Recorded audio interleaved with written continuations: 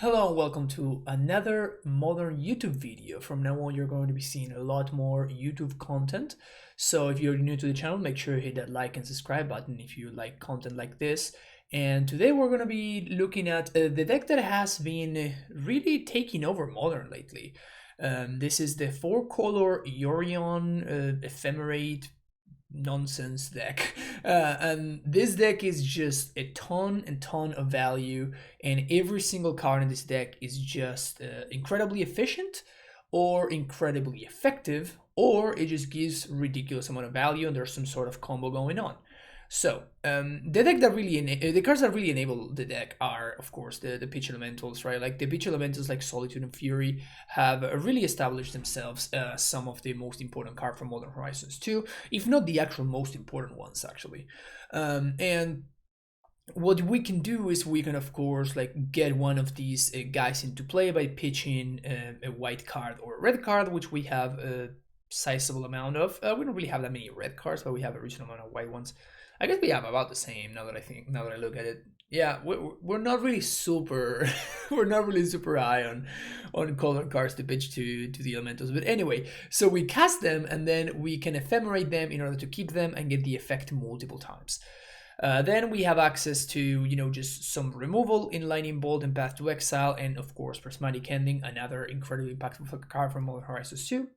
Then we could play some of the cheap and most impactful planeswalkers right now in the formula, which are Renin 6 and Teferi Time Raveler. Both of these cards are just absolutely insane. Honestly, just outrageously efficient. Like Renin 6 is just a messed up card, and Teferi's effect is just so insane right now in the current metagame. Stuff like, like Ephemerates. We have stuff like, I don't know, like your Cascade effects, your control decks that are all over the place. Just the fairy is just insanely good right now. So having access to Teferi and being a really good Teferi deck is a really big deal right now. So being able to maximize on Teferi can be a very powerful thing to be doing in Modern. And speaking of powerful things to be doing in Modern, we have Expressive Iteration, this card which was printed in Strixhaven, which was a pretty much irrelevant set, but this card is a multi-format all-star. It's 2 mana to get actual card advantage plus card selection. It's just outrageous. It's just so good and extremely efficient. So even formats like Legacy have been taken over by Expressive Iteration. We also have access to Wise Fanquaddle, which has historically been a solid card, but then, Astrolabe was a big part of the reason why it was seen play. Well, in this deck, we can simply use it in order to draw a card. And then, of course, like, you're going to notice that, all of these cards have a bunch of ETB effects, right? Like we have Eternal Witness, which can loop and go infinite with Ephemerate, and that's the reason why we're playing a one-off Time Warp, right? If we have Eternal Witness plus Ephemerate plus Time Warp, for 6 mana, we actually get to Ephemerate, blink, Eternal Witness, get back Time Warp, and then on our upkeep, the Ephemerate comes back, and then you get back the Ephemerate itself. So you can get infinite turns with Time Warp, either with Eternal Witness or with Renin 6, of course, if you manage to ultimate Renin 6. But we have a bunch of ATB effects in Eternal Witness, Spreading Seas, stuff like Abundant Growth, which I haven't talked about yet, the Fairy Time Raveler, Ice Fanquaddle, Omnath, and of course the Pitch Elementals. So Yorion is insanely good at this deck, very often being, I guess I would say 5 mana, but it's actually 8 mana. But an 8 mana, like 4/5 flyer that is going to like get the best card from your graveyard and like draw 3 cards or something ridiculous like that. Like the card is just messed up. To round out the deck, we have access to Abundant Harvest, which can find us spells or lands, depending on what we're looking for. One thing that I'm really surprised about this deck is that they play what I would consider a pretty low land count. Like these decks tend to be playing like between 27 and 28 lands. Those are the two most common numbers, which would be the equivalent to playing like 22 or 23 lands in a 60 card deck, which is definitely on the low, in fact on the very low side of things, considering that you are extremely mana hungry. Like your deck is extremely mana hungry, and also not only that, but you really need to hit your land drops in the early turn in order to develop your mana and in order to make your very impactful plays. And the fact that every card that you play just draws another card, it's another reason that makes me feel like you don't flood often. But people have been playing these decks for, they showed up maybe like 2 or 3 weeks ago. I think Canister was the main person that was championing this style of deck, and he was doing well with it.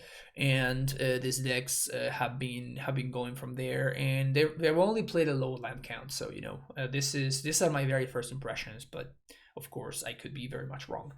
This type will include Path to Exile and a Veil of Summer as one-offs, which I'm not a big fan of playing one-offs in a deck with 80 cards, but, you know, whatever. It is what it is. Flusterstorm and Counterspell against combo and control and stuff like that. Lightning Helix against burn strategies. Endurance because, you know, pitch elementals are very good in case you hadn't noticed. Force of Vigor is just fantastic against Hammer Time, Amulet, and decks like that. And a one of Emrakul the Promised Land, which I imagine is to break the mirror in the control matchup. So this one looks kind of memey, but maybe it's great. With only one way to figure out. And again, if you are enjoying the content, make sure you hit the like and subscribe button, and I will see you for our number 1 as we take this deck through a Magic Online Modern League. Alright, here we go. We have revealed our companion. I put him mulligans to 6 cards, and I think I'm keeping this hand. Some efficient interaction and some good mana to cast my stuff, as well as a little bit of card advantage. So don't mind if I do. Valak. So I guess this is gonna be Belcher. Since this is Belcher, I don't want to play this on turn 1. I'd like to make sure that I can fetch for one of my basic lands. I imagine that getting basic island is the best thing for me, because island plus red. Oh, actually getting white would be the best for me, because then I can Prismatic Ending a Blood Moon. Okay. Do I just have to play that guy? Well, if I play this guy, then I can't play around Blood Moon. So I have to make the choice. Do I want to play around Blood Moon? I think I do want to play around Blood Moon.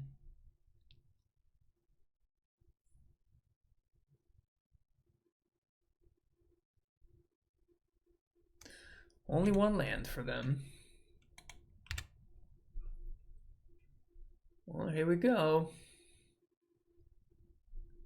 Anamorphose. Making red mana, so I mean, if they go for Moon here, I'm just ecstatic. They just used all of these resources and evolved to 6 in order to, yeah, this is just so good for me. So we're gonna fetch for basic plains, and I guess a basic green source here.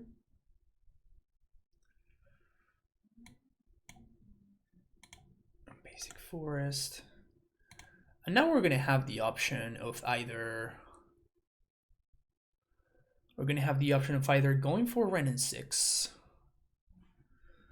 which is a possibility, or spending this turn to Prismatic Ending. Prismatic Ending is more mana efficient, but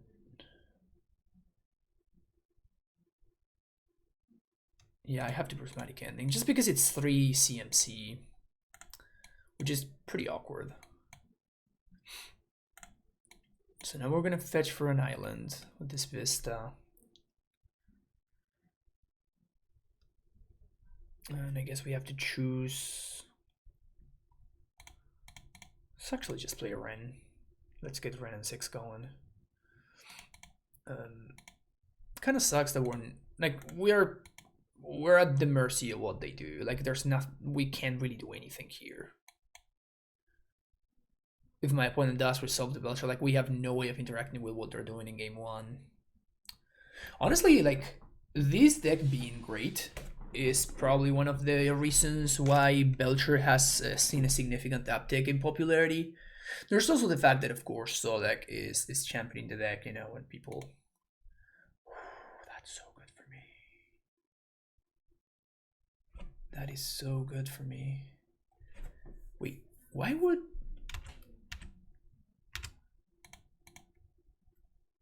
Why would they do that? That is so weird.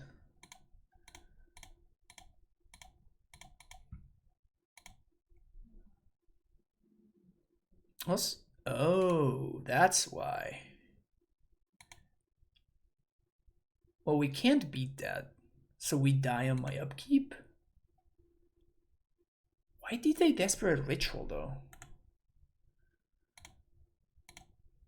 Huh. Well, we're dead here, but this matchup seems kind of unwinnable game one. Like, there's literally nothing that we can do. We're just at the mercy of their draw. We do get to, you know, take a peek here, right? Like, we get to see their entire deck list. So we do get a little bit of info on the way out. So they're just playing the stock list, I think. All right. Well, obviously these cards are going to be fantastic. And Force of Vigor is interesting as well. So Path to Exile doesn't do anything whatsoever. Lightning Bolt seems horrible. Fury, I guess Solitude is worse than Fury. Because Fury at least clocks them quickly. Which is not like the best thing, if I'm being honest. But it kind of is what it is.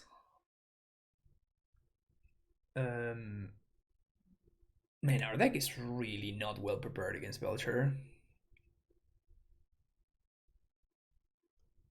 So we just kind of have to race towards like one of our game-winning combos, like Time Warp, and we're not very good at racing towards that.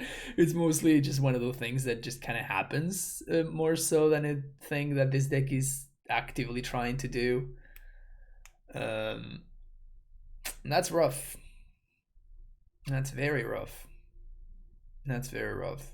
And it's really funny how like every single angle of attack that they have access to actually is very good against us. Like they have the Blood Moon angle, they have the Belcher U angle, they have like the you can't interact with me angle. Like all of that stuff is just pretty devastating. All right, let's see how things go.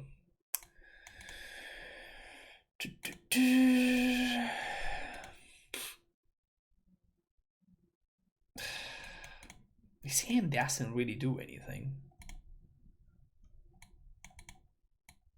This one's a little bit better. This one's a little bit better. I think I'm bottoming the Time Warp.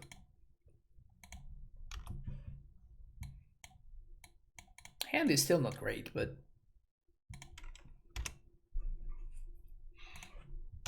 playing around Blood Moon, or like I guess trying to, because we can only do so much really.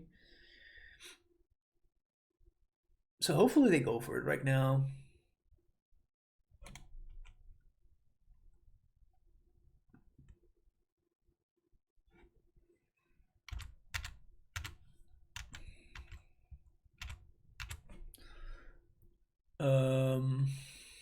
Man, that's so rough. That's so rough. That's so rough. I think I have to wait one more turn. And next turn I can play like the Fairy plus Fluster. I think that if they go for a recross the path, I let it resolve. Like that would be the best possible thing to happen right now. It's like if my opponent goes for a recross kill and we just get him. That's the best thing that could happen for us. That is fine. That is also fine. It's a Belcher.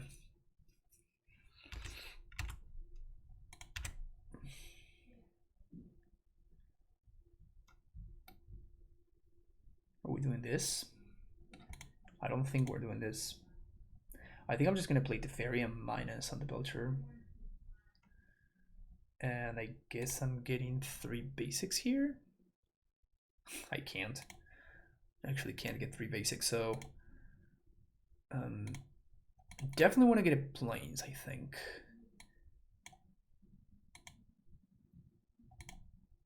I think we want to get a Forest. And then we're gonna play the Fairy. I'm gonna bounce the Belcher and pass the turn. And now this means I can get Stomping Ground. Or I guess K3 Triumph, which is better. Plus here. And now we go... Huh. So we have a couple of options here. We can go Iteration, or we can go Eternal Witness and guarantee that we hit our line drop. I think I'd rather go Eternal Witness. Seems really important for us to hit our line drop here. And now end step, I can play the Size Fang. Or I can go get a red source and I can express iteration. I'm probably not gonna express iteration on the end step, but across the paths, I think this is fine.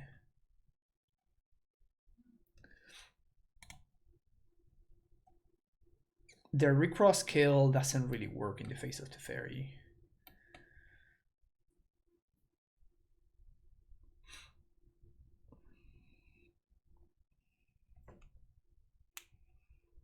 So I'm gonna play Ice Fang Quaddle on my end step. We're gonna get Stomping Ground. And I don't think I'm playing Emerald Blood Moon anymore. I'm gonna cut the Blood Moons. Well, there you go. The Ascension plan is not gonna work while I have this force, so I'm not too worried about that. So I'm just gonna Ice Fang on end step of a Stomping Ground. Veil of Summer seems medium against us. Like, it's fine, but they have their own force? What for? Huh. It's super strange.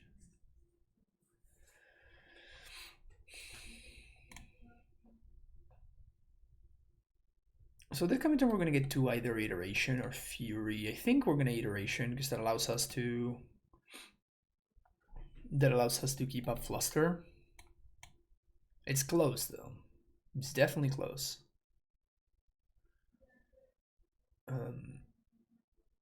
Because like it's actually quite important to make sure that we can pressure them quickly. They don't really have an answer to a Fury. At least not an answer through a Fluster. And the Fury would mean that we're swinging for 3 the first turn, then we swing for 9, and then another 9, so that Fury would give us a 3-turn clock. Okay, so we're back. My opponent reveals the Belcher, and I reveal Stomping Ground. I'm just gonna put that on the bottom. It's kind of whatever, like this is exactly the card that I'm gonna be fetching for right now, so it doesn't really matter.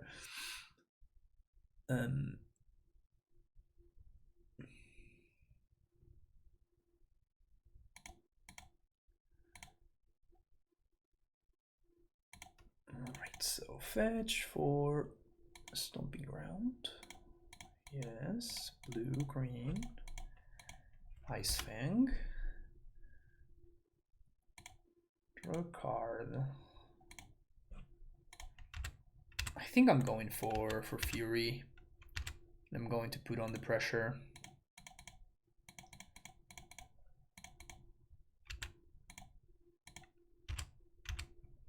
I think it's very important for me to close this game. And if all they do is just play the Belcher, we're fine, because we can just force it, but... And we can just fluster one of their fast mana cards. So it's not really that big a deal. Recross. You got it, Chief. This is so funny. Both times they revealed the card that I was about to go fetch. That's very funny. Yeah, so they revealed the Turn Team or whatever. 6, 7, 8, 9.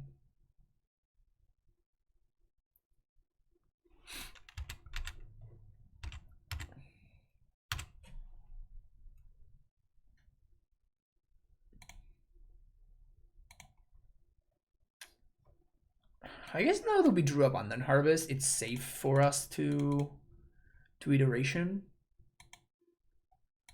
So let's go blue, red, Iteration. It's pretty nice. So we're definitely want Ephemerate.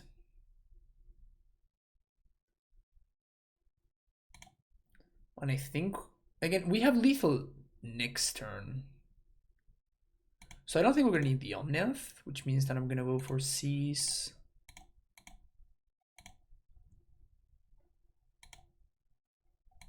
Okay, I was gonna say Ephemerate allows me to double Fluster if I want to, but I guess I already have double Fluster now. They're dead next turn.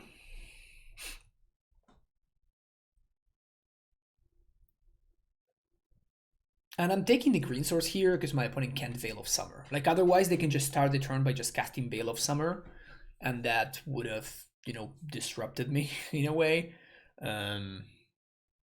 But if I take their green source there, they can't Veil. And now they're just dead on board. Yep. Sweet. Awesome. Yeah, I don't think we want to make any changes, so we're just going to submit the same. Like, I don't think that Never Cool the Promise End is our plan. I don't think this is what we want to be doing. So we're just going to submit this, and we're just going to hope that things line up for us again. This hand is teasing me. All 3 Furies.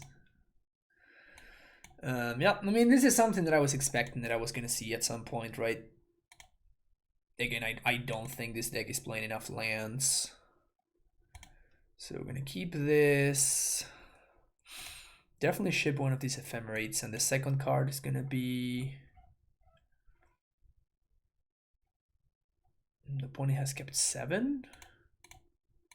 Yep, opponent kept 7. Yeah, we're probably not going to get there. I don't really want to bottom the Omnath. Maybe the Ephemerate is just what has to go. But the Omnath seems like the way that we can potentially do something.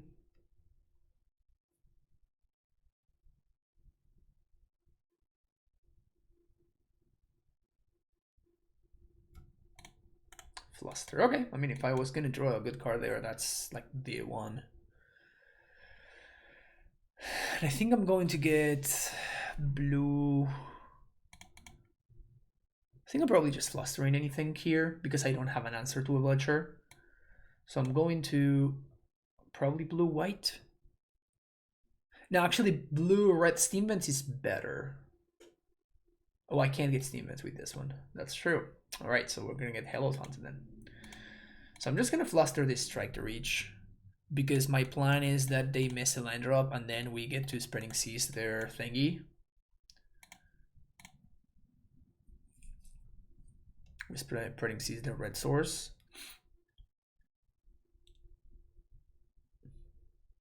Hold.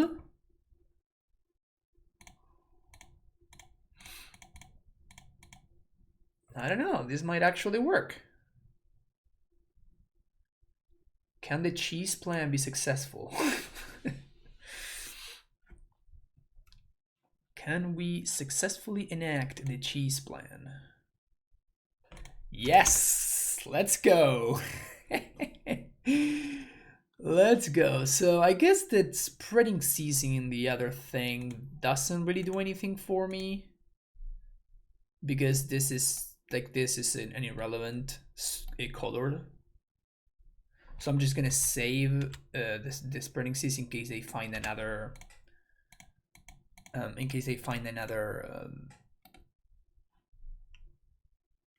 what I'm trying to say here.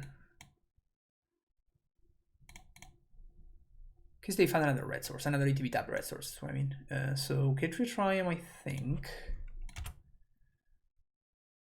I like that. So this allows me to get a white source or a blue source, probably a blue source. So blue, green, red, white, and we get to deploy Omnath this turn.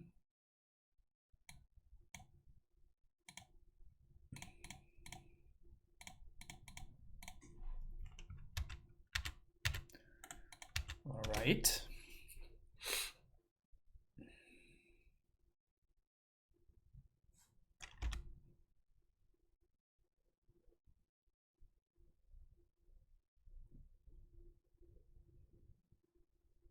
That's green. It's not red. So they're gonna get to recross here.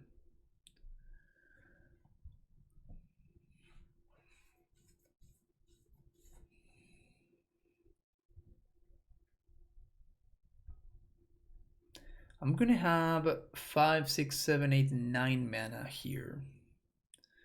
So I can play Yorion.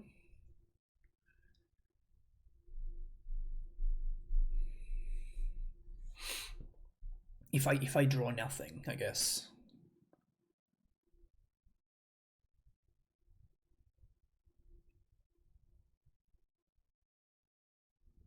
It's really funny to me how like this deck is just like there's no fixing, right? You just have to. It's like it's basically playing with mountains and forests. Okay, so they reveal turn Teamer and I reveal Snow Cover Plains. I think I'm bottoming this because I have this and they're showing me that they are not playing Blood Moon. So we're just gonna bottom this. And it's interesting to know that they brought in Fury this time around. This wasn't in their deck in the previous game, I think.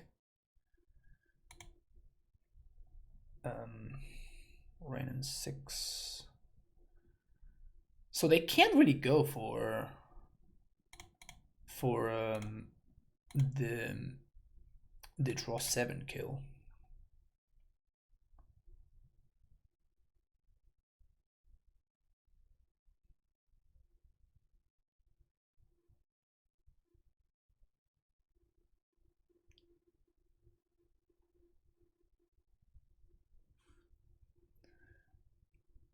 I'm trying to think what is good for me to do here.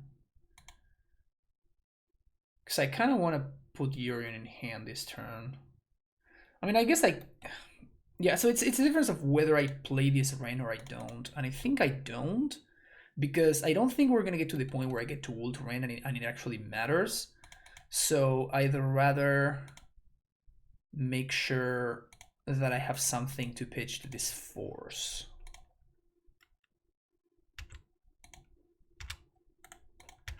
Next turn I can play Yorion and I can draw 4, which is pretty solid.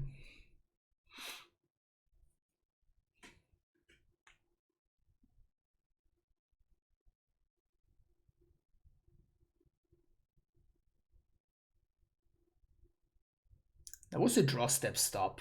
I think that they were going to Manamorphose into Reforge the Soul. This Spreading Seas got them good. Jeez, wow. That was awesome. Just using Spreading Seas to mana screw them. Oh, that was fantastic. Alright, see you the next round. Alright, here we are for number 2.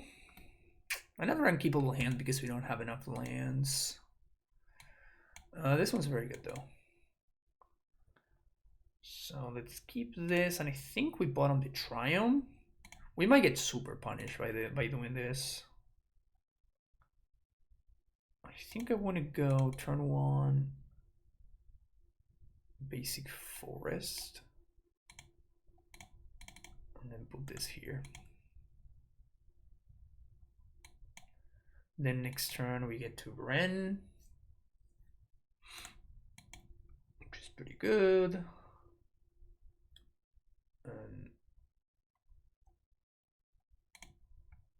It's pretty good. Red, green.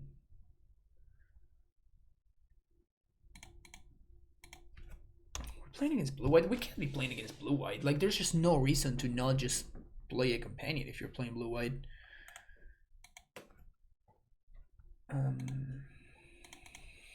Unless they're playing... Oh, they have to be playing Reanimator. That has to be it.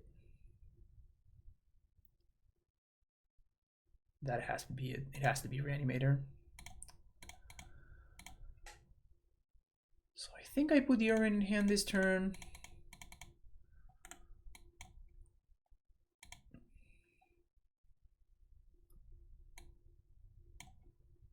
Yeah.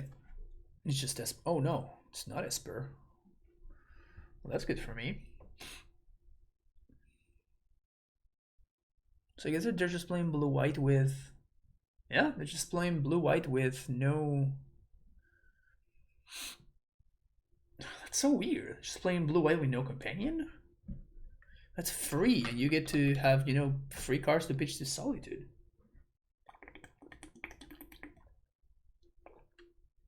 Seems like such a good deal. Opponent leaving value on the table.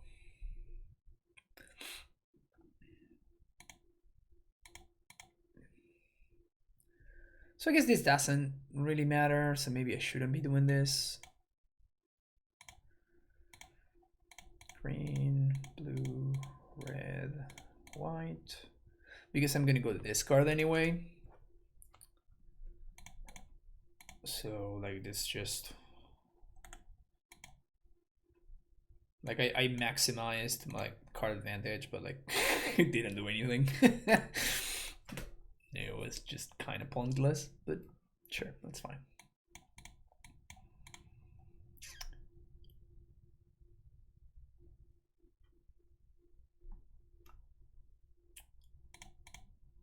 So let's plus here. I can replay Omnath, or I can just ending this. I think I want ending instead. So white, green, red.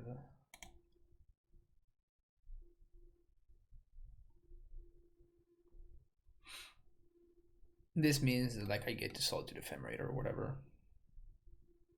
Cryptic counter bounce. Okay. Well, good thing I did this instead of playing Omnath.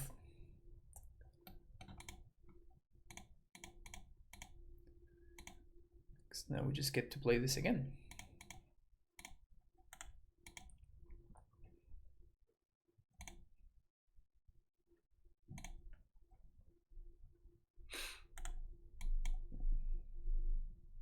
Cryptic command. It's been a minute since I've saw a cryptic command.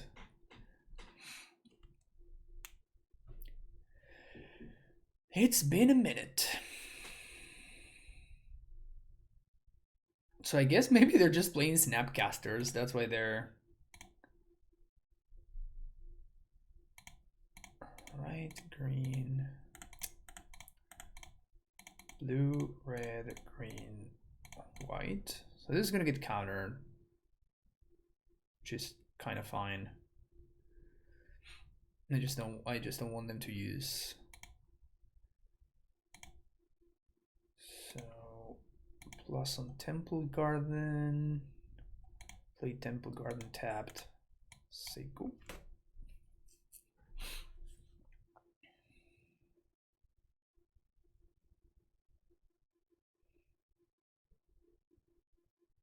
Opponent down to 5 cards.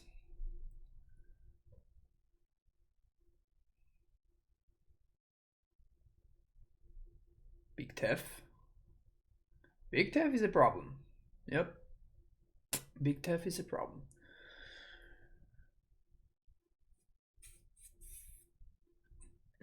Gonna need like a bold, another ending. Eternal Witness would be pretty good too. Omnath.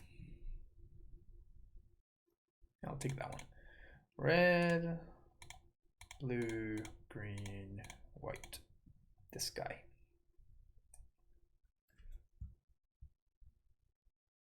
Yeah, but with both deaths in play, seems really hard for us to be able to make a comeback here.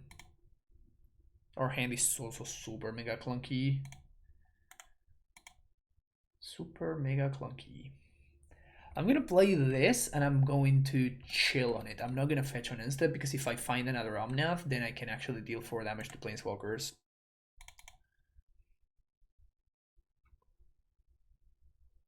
So I think it's better for me to just like play this and just sit on it for a second.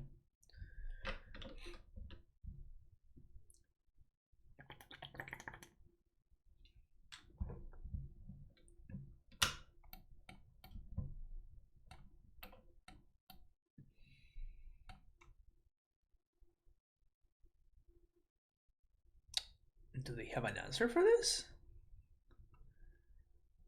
Hardcast Shark.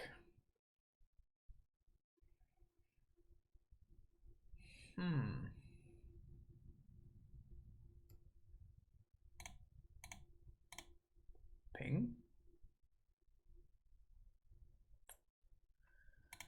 I mean, this is kind of a forced play here, but if they have counter magic, we're pretty screwed. But if they don't, we just get to bounce this thing. Oof. Ding, ding, ding. That's pretty good. That's pretty good.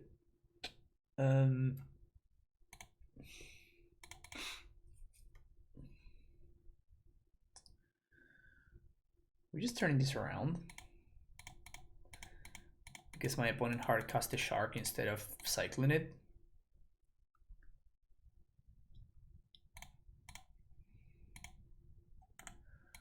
I think that if they cycle the shark now, I just kill it with Solitude. That's fine. Which is probably what they have to do. But I just get to protect my Tef.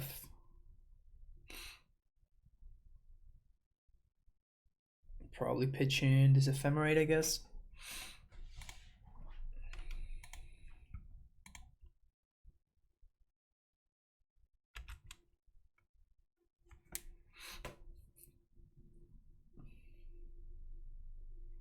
I mean, you just have to attack the fairy here, right? Unless they have Prismatic Ending, I guess. Prismatic Ending my Ren, that's fine. Do you have another one?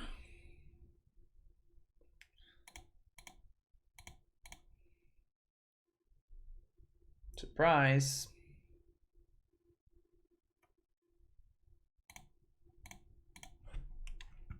Definitely worth it to 2-for-1 myself in order to protect my Teferi. 100% worth it. They just have, if they have a Wrath, they have to Wrath right now to get rid of this Fury.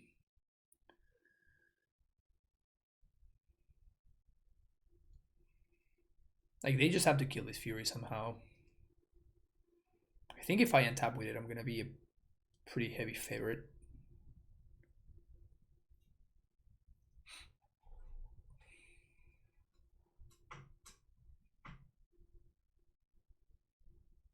Maybe not. Maybe not, actually. What we need is like a... We need something like an Eternal Witness. We need one of our card advantage engines. I guess not card advantage engines, but just cards. So it can be Awit, it can be the other thing. What's the name of the other thing? They pitched. They could have hardcast that, and they pitched it instead. That's weird. Do they have another shark that they want to hardcast? Okay, that's whatever.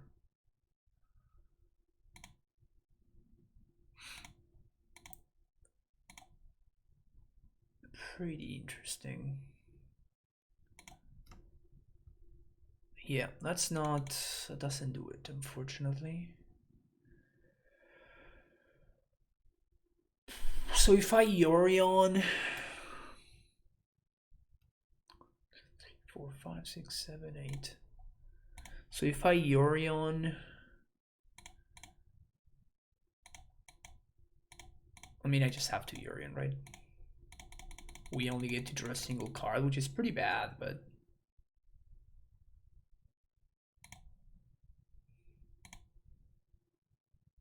I guess I get to... I think I'm supposed to restart the fairy here. Like, it's another card. Like, it's 2 more loyalty. Like, that's a lot. My opponent gets to do something here, so if they have another Solitude, they get to cast it right now. They do. Oh, there's Cycling Shark. Wow, so now I'm actually super smart. Put that there. Turns out I'm actually a genius. So now even if they found Yorion, they still can't kill the baby Tef. It's a pretty big game. 1, 2, 3, 4, 5, 6, 7, 8, 9. So our best draw here is either Omnath or Eternal Witness. I think if we draw either Omnath or Eternal Witness, we're going to win the game straight up. So we have 6 draws that just win.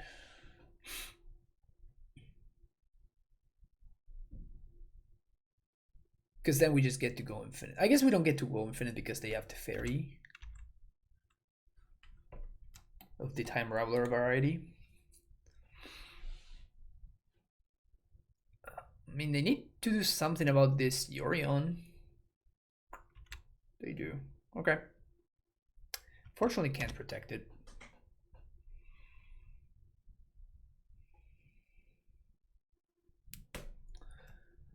Alright, so Tef goes down to 1.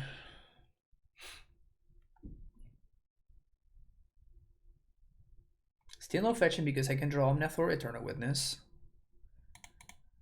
That's neither one of them. 1, 2, 3, 4, 5, 6, 7, 8, 9. Okay. So we're just going to Time Warp plus Solitude.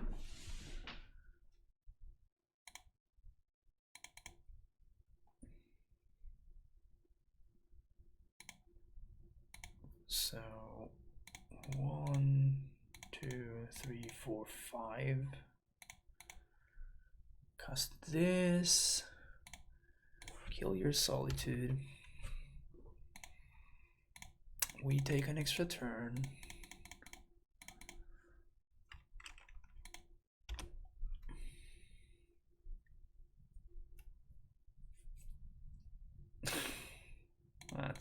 That's rough. That's very rough. Something good. Ewit. Alright, so now we get to Ewit.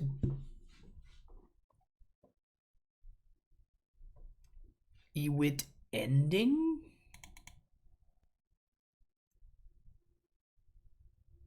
So we can Ewit Prismatic Ending. Kill Teferi.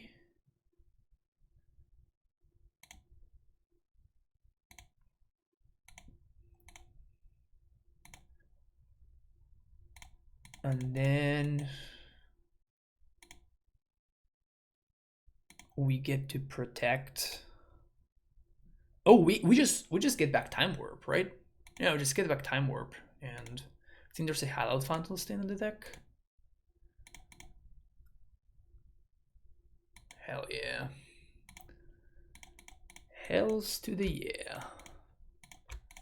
I'd like to take another turn, please and thank you.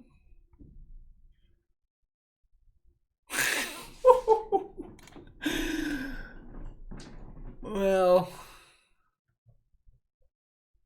this is looking pretty good here. All right, so we're gonna do 1, 2, 3. Prismatic Ending, that guy.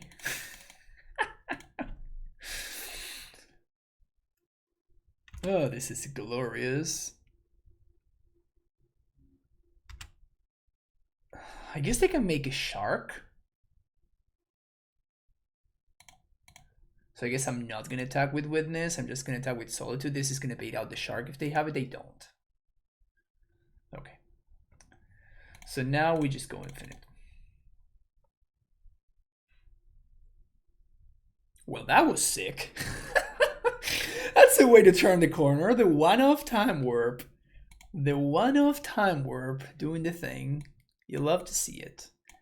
And now our sideboard is just so much better than our main deck. So now we get to cut this Path to Exile that doesn't do anything. Probably want to shave one of these Ephemerates.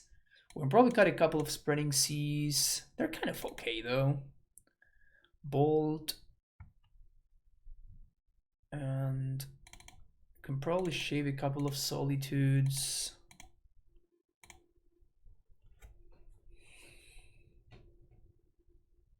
Two more cuts. I don't think we want to cut all Solitudes. I think that Solitude is actually a lot better than it looks at first sight in the control matchup. And Fury is just fantastic at getting rid of opposing Planeswalkers. I wonder if they're playing Chalice. I have to assume that they are. I have to assume that they're just playing Chalice.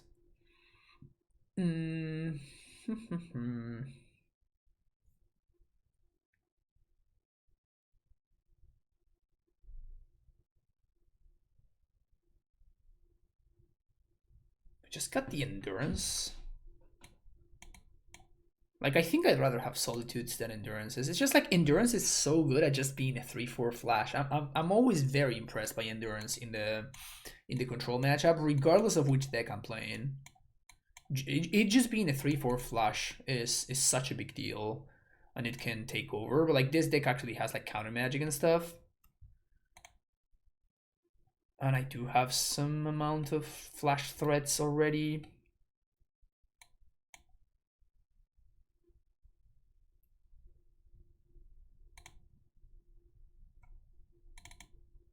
Just do this.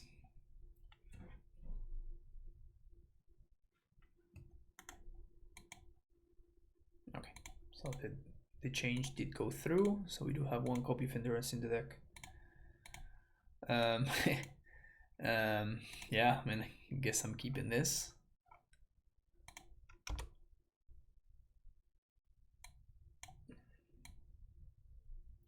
Moto does this thing where it just constantly resizes my configurations, and it's so annoying.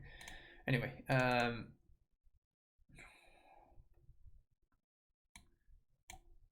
so we're gonna go breeding pool, and I think we're gonna go for land. Gonna go for harvest instead of going for abundant growth. Stomping ground. Okay, that's fine.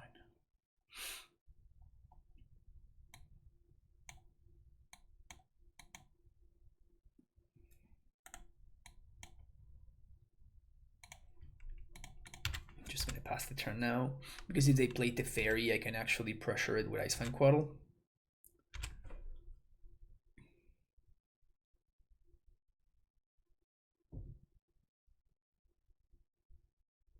If they tap out for anything here, I think I just play the Icefang.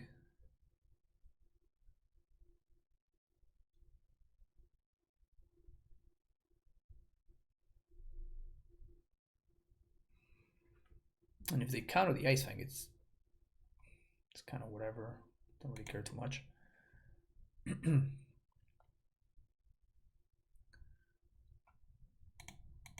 Blue, green.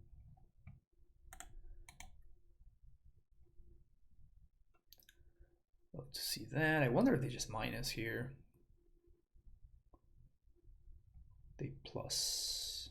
Okay.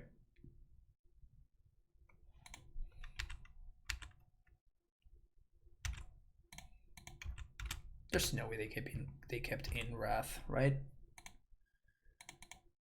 Just gonna go for Hallowed Fountain here. Green, green, and 1. Cast Endurance. You shuffle. So now this puts some pressure on them, and they kind of have to minus on the Endurance. And if they do, I have lethal with Icefang.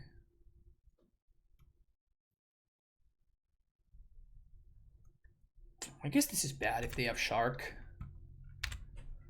If they have Shark, this is actually quite devastating, but I don't think I can really play around that.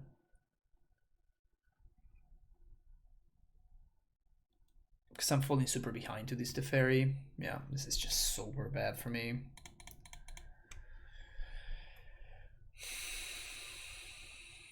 That's so bad for us.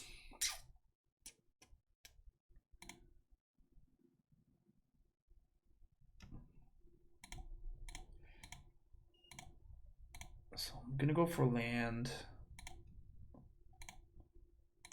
Now get a temple garden here, I guess. I just have to recast this Endurance, I think.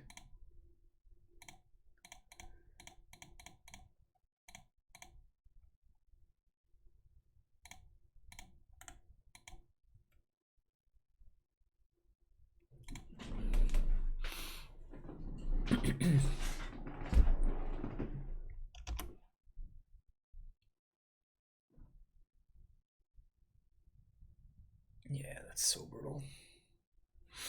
Yeah, everything just lined up perfectly for my opponent. Everything would have been fine for us if instead of finding Stomping Ground I had found Fetch, because I would have just countered the Fairy and then we just win fairly easily from there, but pretty rough. It's attack time, Raveler. My opponent's gonna block with Shark Token. Let's go for iteration, hope to hit a land.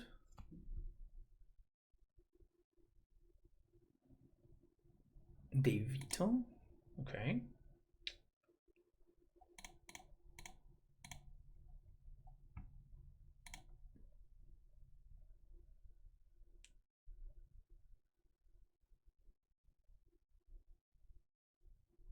Huh. Okay.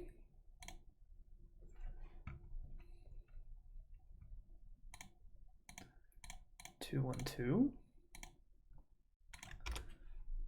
All right.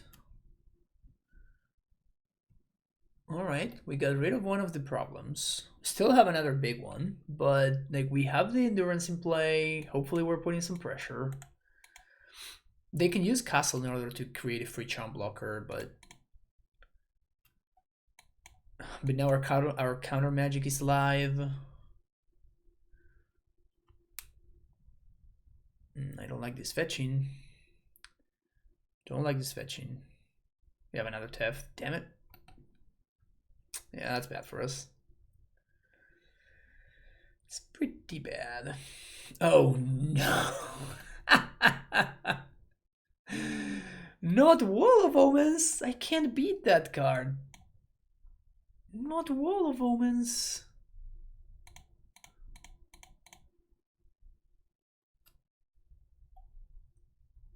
Okay, I've seen enough. Let's go to game number 3. They kept in Wall of Omens? Ugh. I still think I want the endurance to pressure walkers, but like it makes that plan so much worse when they have Wall of Omens. I was not expecting them to keep the walls in.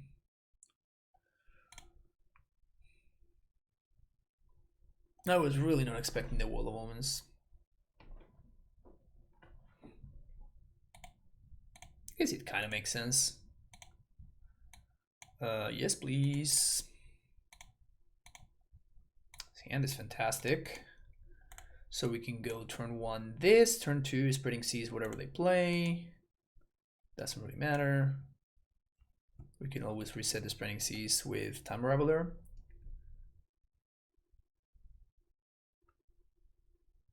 It's kind of a nice one to spreading seas. Green. So I guess I want to get Birding Pool here. I was trying to think what my permutations of draws could be, and I could draw a Renin 6 here, and I could also draw Counterspell. So this casts everything. This casts Ren, Counterspell, and Expressive Iteration if I want to do that next turn. I may want to Expressive Iteration this turn, so next turn I can Omnath. It's also better against Veto.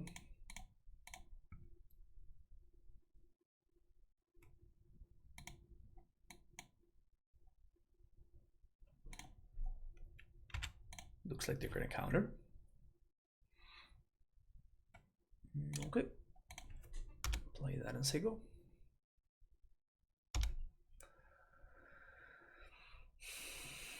Fetch line is probably our best draw.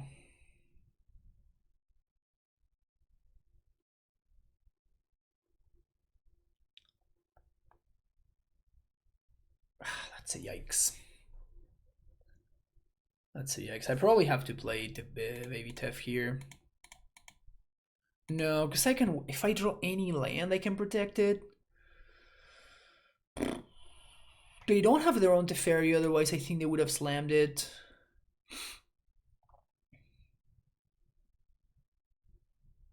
I can draw Yorion. Because I don't think there's anything I'm flustering, so... Since there's nothing I'm really flustering, I can just... Like, they're not gonna just Cryptic bounce my Rogan Triumph. And if they want to draw 2, that's also fine. Make a Shark. which is okay, I guess.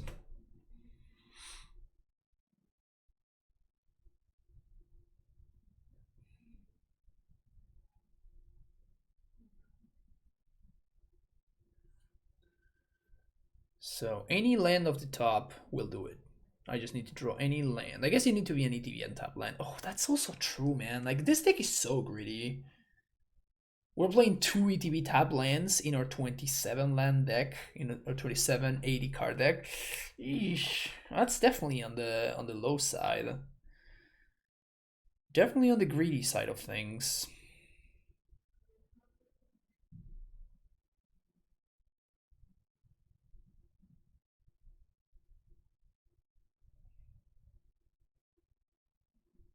Can we please find a land to play their own TEF? Well,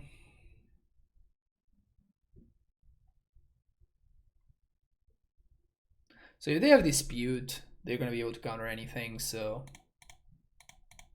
let's just do this. Oh, I could have Fury first. No, this is fine. Okay. Okay.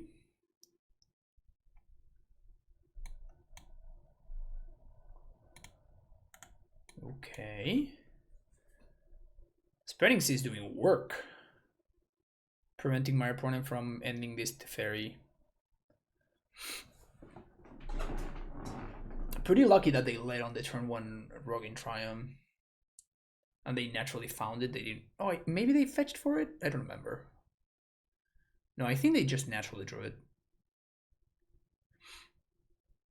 I wonder why they fetched then. Fetch to thin, I guess. Cryptic, bounce your dude.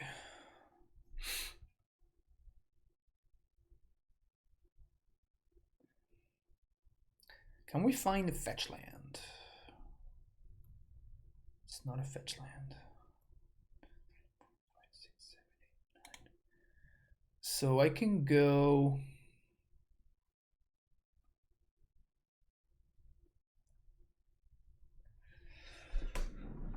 Because if I don't find the fetch land exactly where we may be in a lot of trouble here. So what I can go is I can go Fury, counter this, play kill this, sorry, and then play the Fairy, protected with Fluster. Pitching Omnath is so bad though.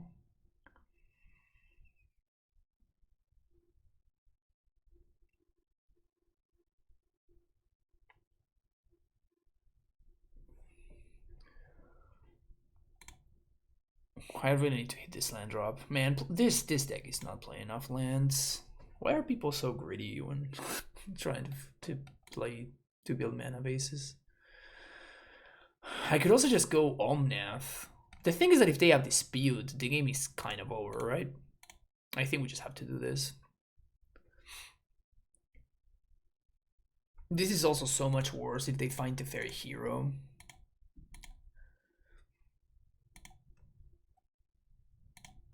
One, two, three. Play the Fairy. Minus, look for land. Oh, too bad I can't. If I could replay the Seas immediately, I would obviously bounce it, but we can't, so I think we have to. I'm getting stuck on mana.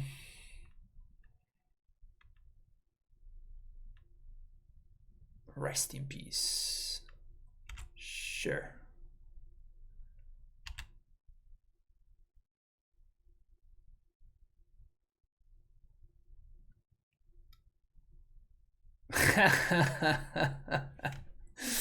That's really funny. I mean, I think I'm gonna use my Fluster while I can. And obviously that means that they have another one of these, which means that that's taken care of, which is pretty nice. Finally, all right. So now, what does that mean? I think I want to ending this. And I'm gonna fetch and get back my fetch. Fetch for probably Sacred Foundry. No, it can't be Sacred Foundry, it needs to be Temple Garden. Yeah. Green, green, 1, Eternal Witness. I'm just gonna get back my fetch land, I think. We already have another guy going on, so another ending, so. And I do think my opponent has another Prismatic ending in hand, at least one more, because of how they attempted to ending my Spreading Seas.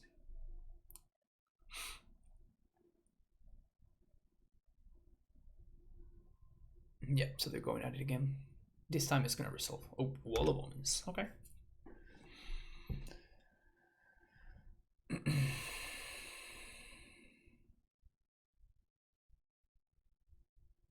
Five mana.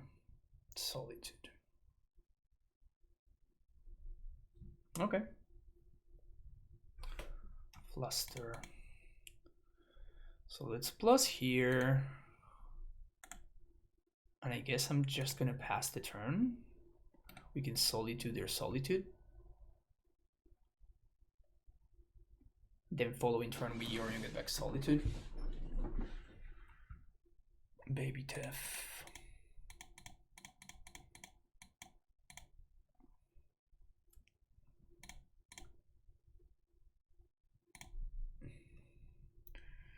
These Teferi mirrors sure are something, huh?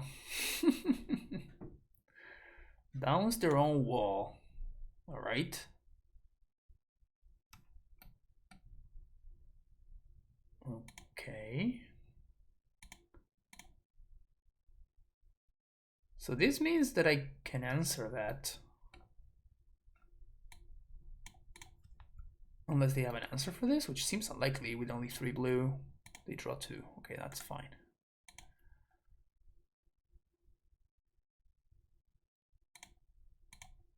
So bounce there.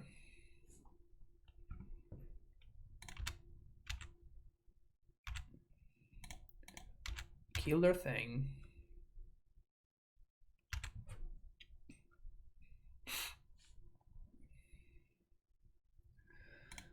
Now the only question is, do I want to play around Cardcast Shark? I think I don't.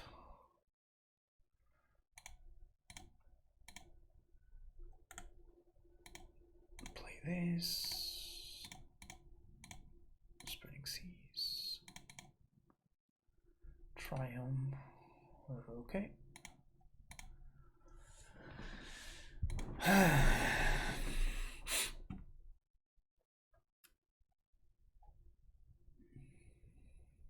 So they're gonna get to draw a card here. Just a little bit awkward. Oh, come on.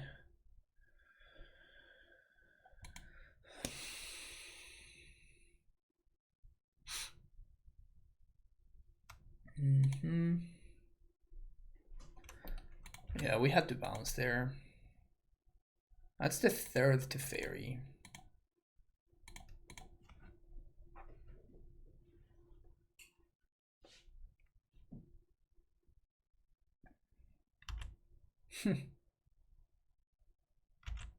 It's a lot of walls. Let's see what they do with the fairy. Let's see what they do over there. Because if we want to, we can just ending the fairy. 3 to ending, 5 to Yorion. That means I kill their dude, I reset my Tef.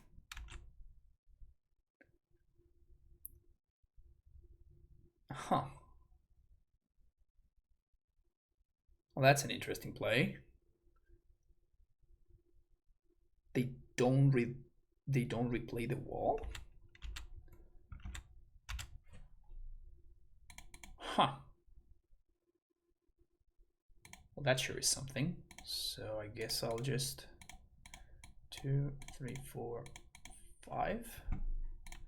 Kill that. Combat killed fairy.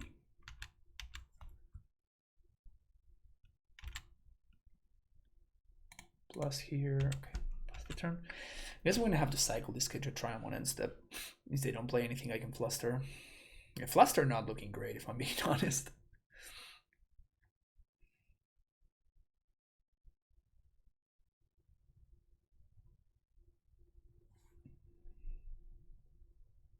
This was very much like a Teferi fight, which is like fluster not doing anything because my opponent has Teferi, and then like I resolve my own Teferi. Silly game. Oh, come on. Really? The fourth one? Jeez.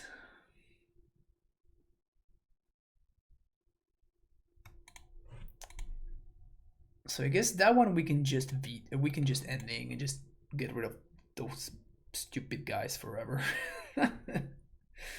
Stupid and sexy Teferi.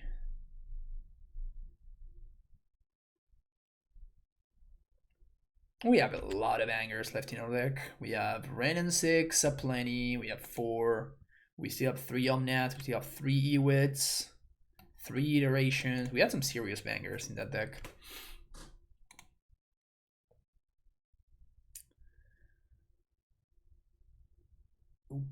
Okay.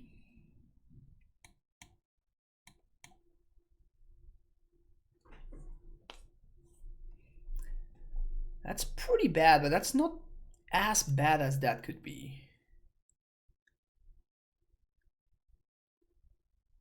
So they do get rid of my Teferi, finally. Maybe I shouldn't have given up on the first one. So now we're gonna fetch and cycle. Let's get a mountain. And I guess a Sacred Foundry. Hallowed Fountain. And cycle this. Draw a card. Draw another card.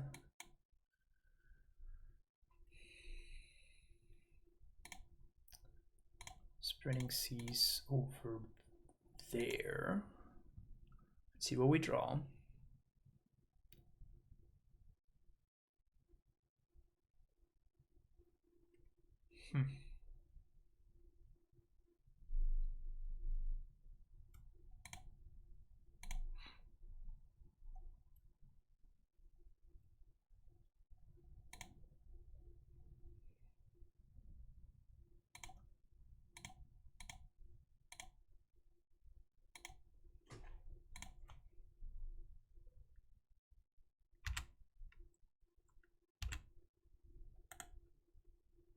I'm gonna play around Solitude here. Okay. So my opponent has no more Teferis. So that part of the game is over. Now let's see if they kept Wraths.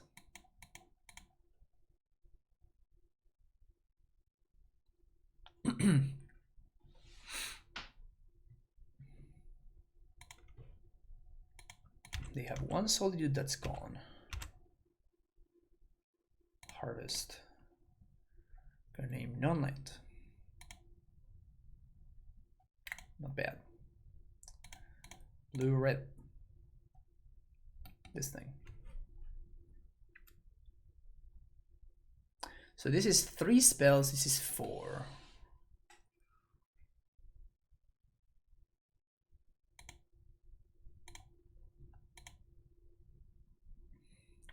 Can cycle 1, 2, 3, 4.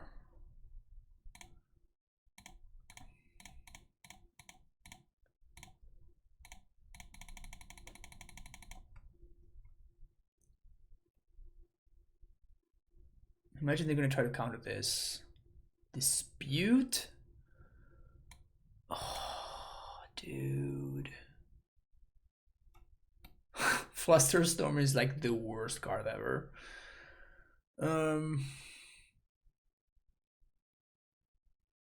Maybe I wasted the Veil last turn. I don't know. So this is 1, 2, 3, 4, 5 spells. So I will make this will be 6 mana, which they can easily pay. God damn it, man. That's so bad. 2, 3, 4, 5, 6.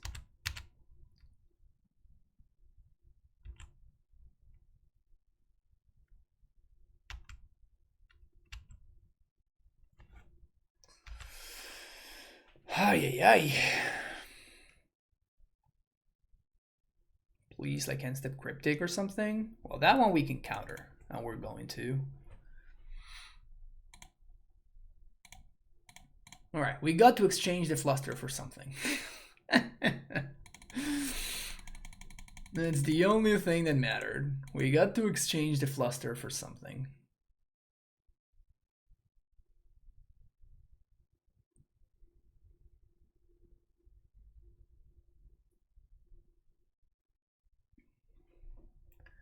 That was not an easy task. That was not an easy task.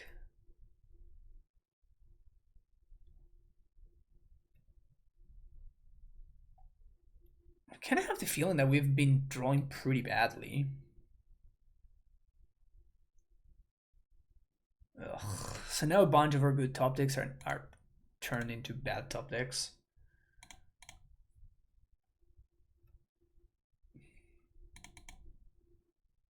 Opponent's now 2 cards in hand though. Ugh. I don't think we can really play around stuff anymore. 1, 2, 3. We actually may be out of fetchables. I think we may be out of fetchables.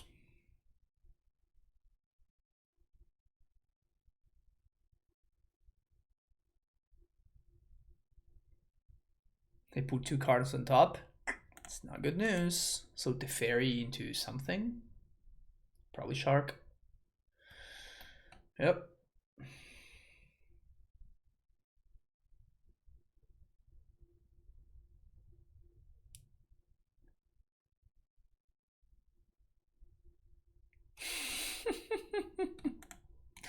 All right, I've seen enough. Yeah. And it's weird, right? Like, because you think about it, oh, well, but you got flooded. Like, obviously, playing less lands is better. Yes, but I think that's a very, very interesting misconception. Is that if you remember the very, very beginning of the match, we were actually missing land drops. That was part of the issue because we were missing our land drops. We couldn't deploy our stuff efficiently enough. And then we got to a point where my opponent was able to come back from it, even though we had the better cards. By just like bouncing their own silly Wall of Omens. Like Wall of Omens was definitely the MVP of this match. Like Wall of Omens looked actually very good here. But yeah, like it's something very easy to misunderstand in that sense, and I think that's something that a lot of people do.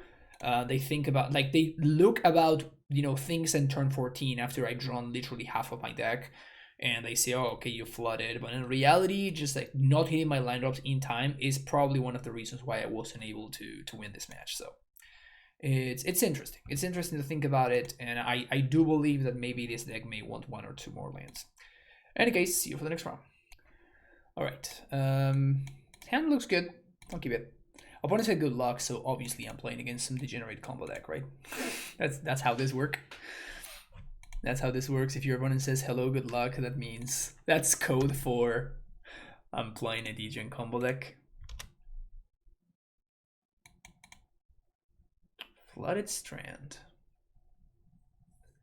Is this gonna be another counter, control matchup? No, what are we? Okay, so they are playing a combo deck. They're gonna be playing Reanimator.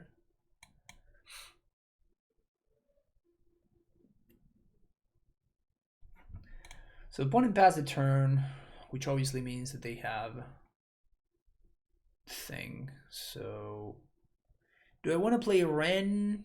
I think I want to play Ren because if they go for counter magic, if they counter spell my Ren, that means If they counterspell my Ren, that means that they don't green red. That they don't have the cycling thing, the mending.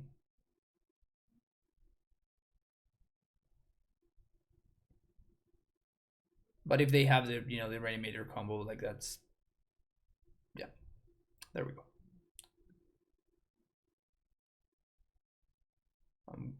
Okay. It didn't discard an Archon, which is good for me. Prismatic Ending the Ren. This is fine. This I can live with. So we find the land.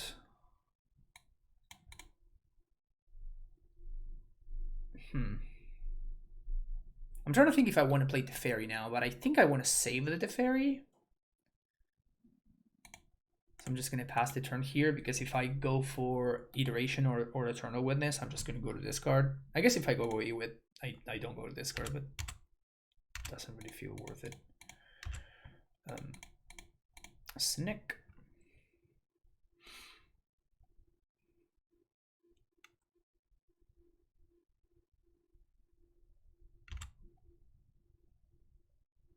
This also is something that I can sack, so I don't have to sack the Teferi to the other guy.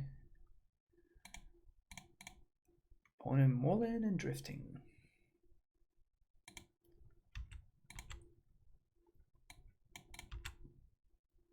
That's nice. That's nice. So if I go for Iteration now, 1, 2, 3, 4, 5, 6, 7. I think if I find a land, I'm good to go. Because I can sis. I'm gonna go to this card anyway. Ephemerate is big, so that bottom. Let's play that. Seize on that one. It's not like Spreading Seas is doing anything better than that. We're gonna end up going to this card anyway, which sucks a little bit, but it's fine. I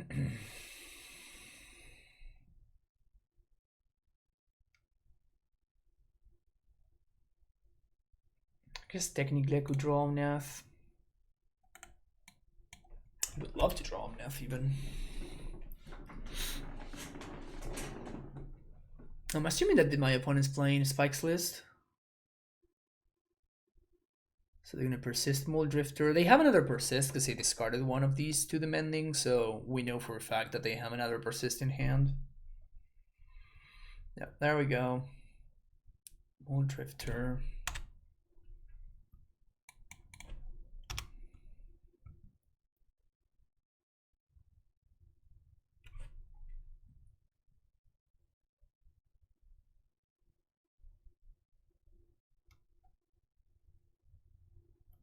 No Omnath, which sucks a little bit. Here's the Fairy. My opponent's probably going to Ephemerate in response.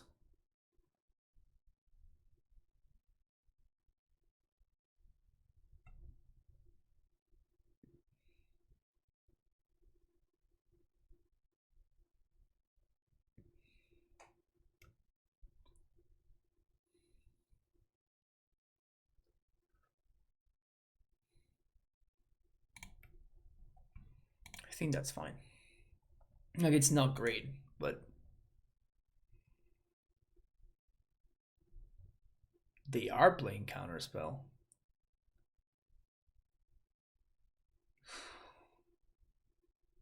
Well, that's devastating. So I guess they're not playing Spike's list. We learned that right now. Jeez, what a blowout. Absolute blowout. I think we just have to chill here.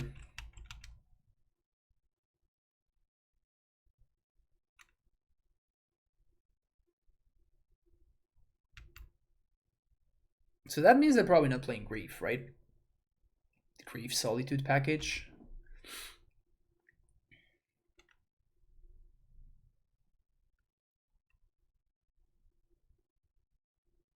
So we're going to have to find their white source here and then another white source next turn. I'm just going to hardcast Solitude, try to exile their thing. And then Serra's Emissary? They are main decking Emissary? Well, that's a disaster. Well, I guess it's not the end of the world, because I can Eternal Witness the Fairy back, and I can bounce the Emissary. So we may be okay. We may be okay.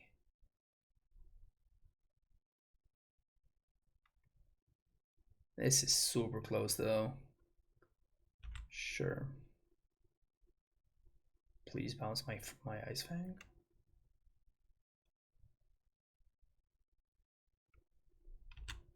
Okay.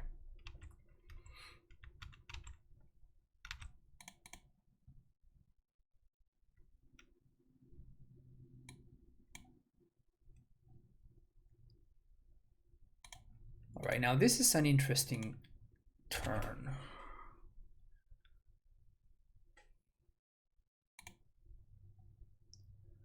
This is a very interesting turn because I can, if they have another Ephemerate, we're in a lot of trouble, but I don't think what we can really do about that. So I do think I have to do this and play Fury. Well, actually, this may be just fine. So we do 2 and 2. Okay, that resolved. It's pretty good. Do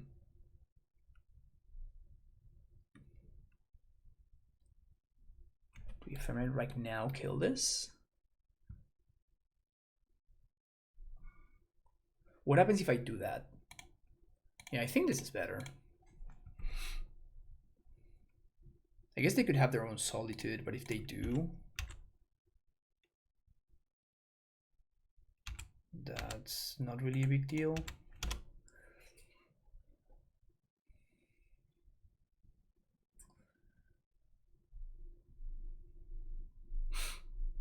So they can reanimate the Angel. Unmarked Grave. So if they reanimate the Angel, that means that I'm just gonna bounce it. They went God Archon.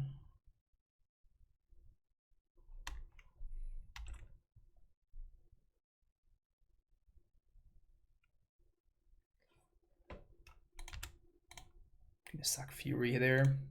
And the reason to sack Fury is that we still have the Ephemerate coming up, so I would like to Ephemerate this thing. 1, 2, 3, 4, 5, 6.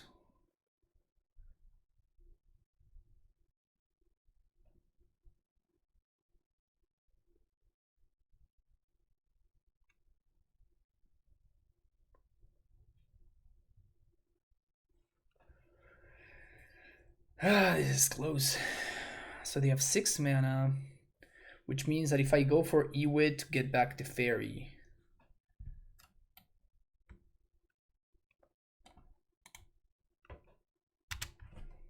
that sucks. So I'm gonna have to Solitude kill this. 1, 2, 3, 4, 5, 6. So I can Solitude kill that, or I can Ewit bounce it with the Fairy. Well, that's free, so let's do that. It's a pretty good draw. Pretty good draw, pretty good.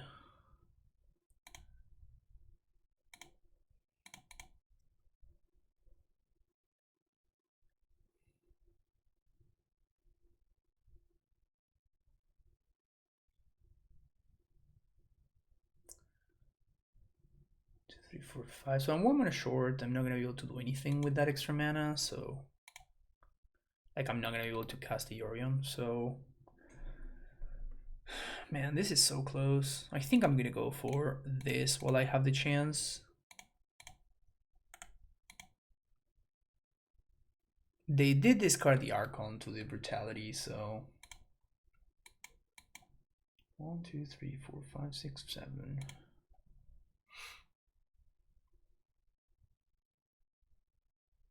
Drowning the Lock. So they did find another persist, it looks like. Oh no, no persist. Okay, okay. So they can have landing to persist here. Ephemerate counterspell get discarded. One last card in hand. 1, 2, 3, 4, 5, 6, 7.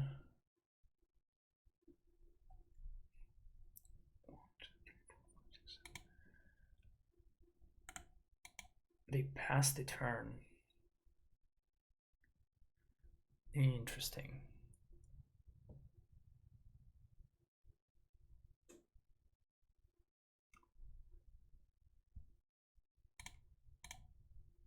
So I guess we're gonna say no land here and see what our options are. That's pretty funny. So they don't have counterspell mana up, so I'm just gonna Ewit now. And now I'm gonna get the fairy.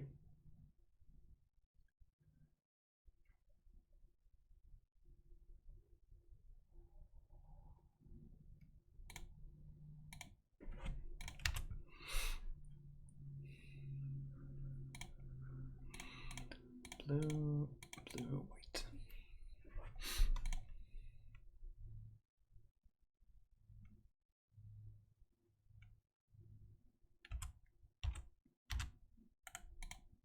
Well, that's weird. Last card was Drown. So they're gonna just drown this, and I don't have a free 2/1 that I can just sack to to their thing. That's quite strange. Did they just find the best possible top deck? Mold Drifter. That's pretty good. That's pretty good. Tap land, say go. Okay, so 1, 2, 3. Let's do this first. Because if we find a fetch land, that gives us a lot of flexibility. 1, blue, white.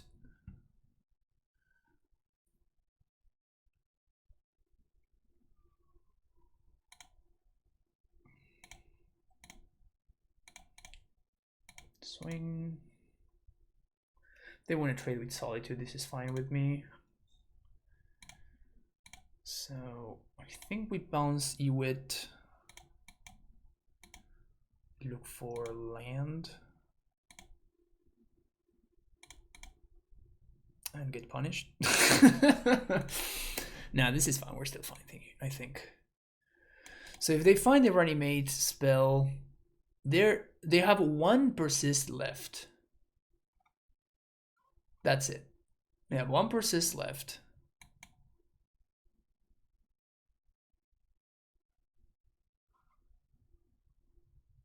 And like maybe they have Unburial Rights.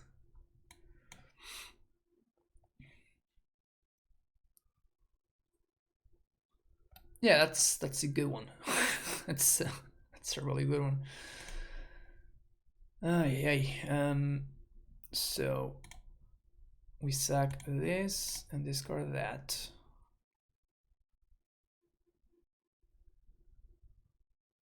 Thoughtseize? Dude! My opponent's drawing some serious bangers. Okay, so they do take the Ewits, which means that on their end step, I am going to blink my dude.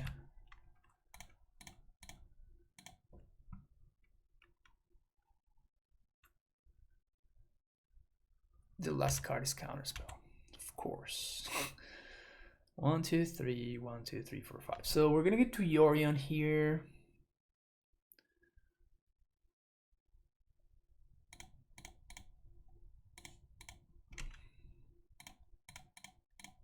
This is not bad. I'm gonna get to draw 3. Now the question is, do I don't think I want to play the land because I want to discard it to the Archon trigger. Put that one there, put that one there.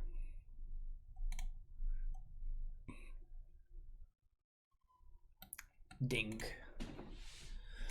That's a winner. So I guess they're gonna be able to get the angel. The angel is a 7/7, Jesus.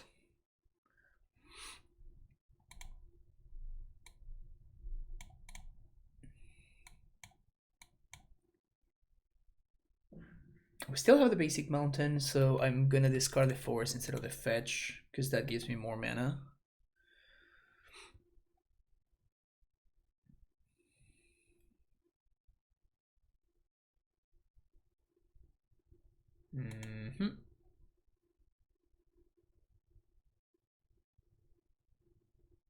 Protection from creatures is a complicated line of text.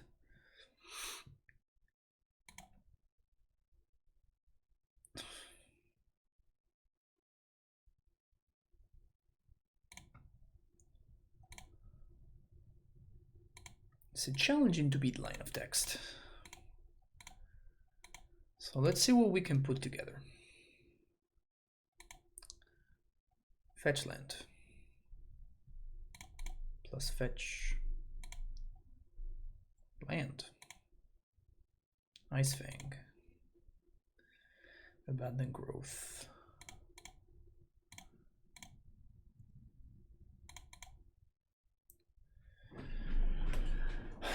Fury.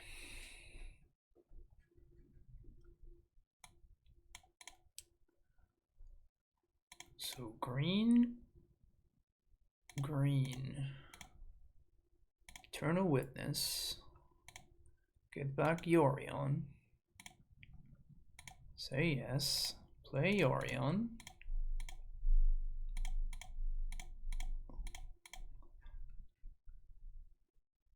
Blink that, and that for good measure.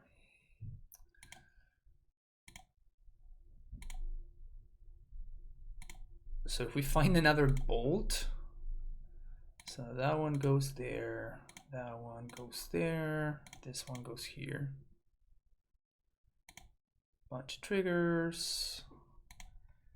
Let's get back Ephemerate.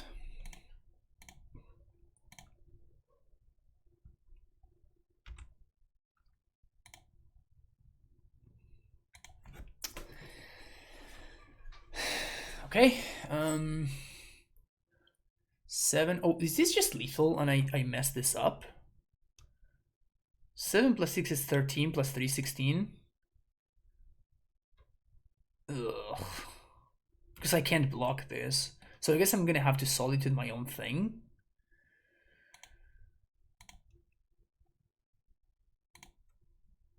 I'm gonna do this now so we don't get counterspelled out of the game. Also, so we don't go to discard.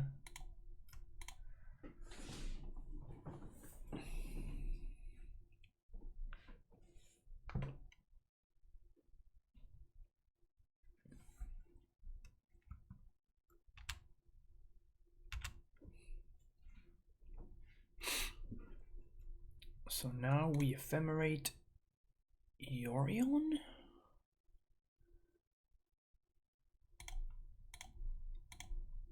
I'm gonna be short of mana, I think, for all the stuff that I want to do.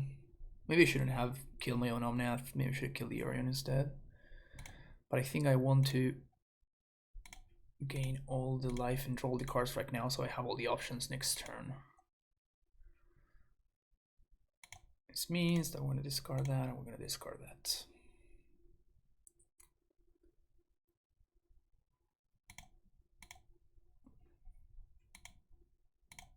Down to 4.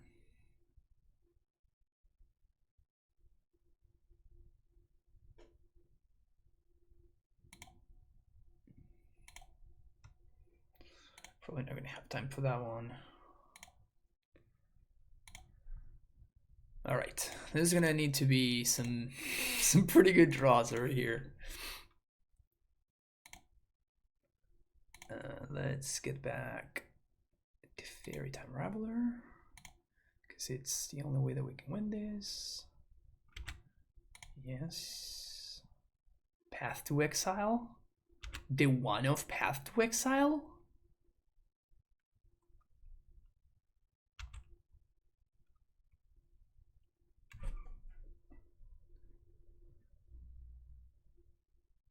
Can we win this? Oh, I should have pathed on the Ren step. So we path this.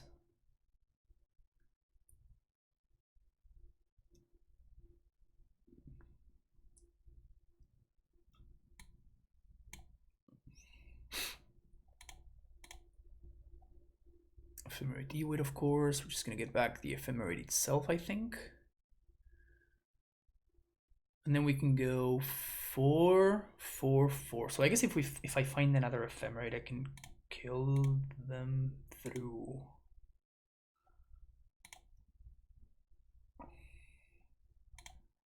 So Path to Exile there.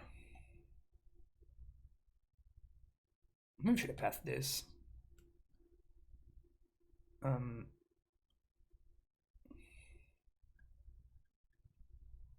I can get back path.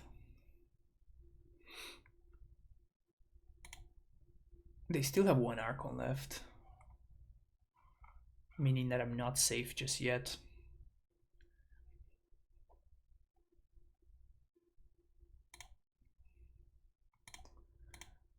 Green, 1, green, get back,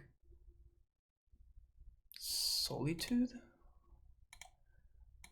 yes, and then we Solitude, pitch, kill that, trigger on the stack, we do this, kill the other one.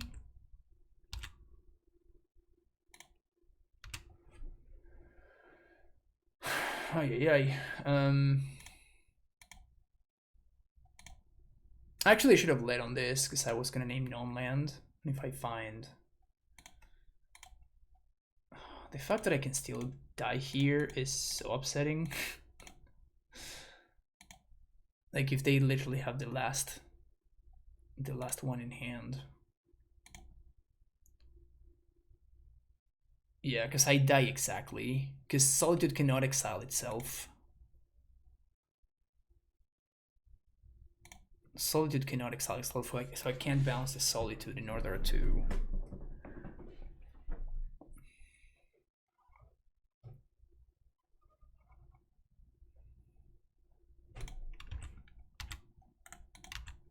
That's brutal.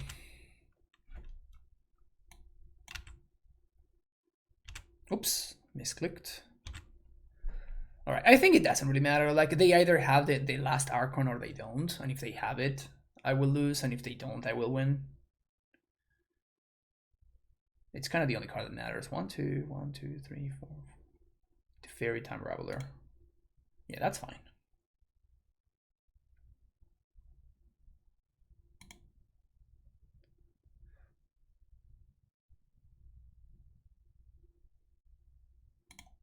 Fateful Mending. It's crazy how much incidental life gain they have access to.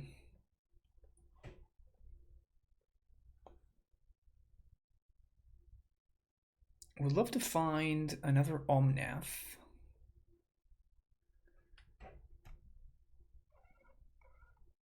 That would definitely be pretty cool. Unmarked Grave. Okay. For an Archon. Oh, they have the last Persist. That's crazy. Alright. That was a well-fought game, but ultimately it was not enough. Endurances are good though. Veil is good. Path is good. Bolts are not. Like counter spells, flusters. Time War would have been sick.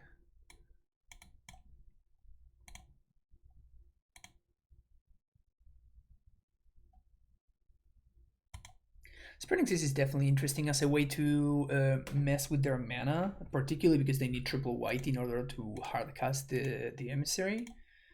But that's just not what the match is going to be about, right?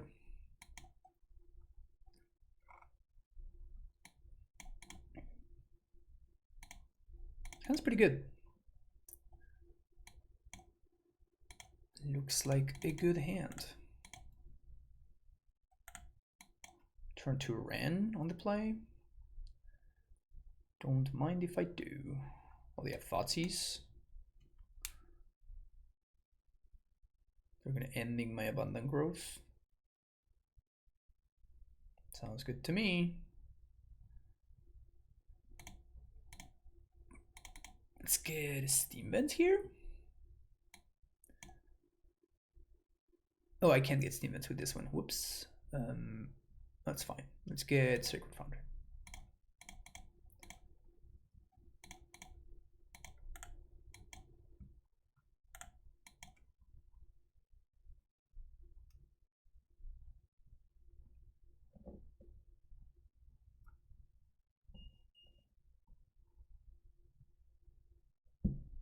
Another ending. That's fine. Like, this is exactly the game that I want to be playing, right?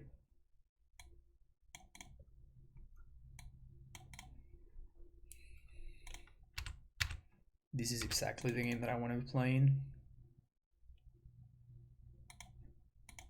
The let's take things slow and get some value game.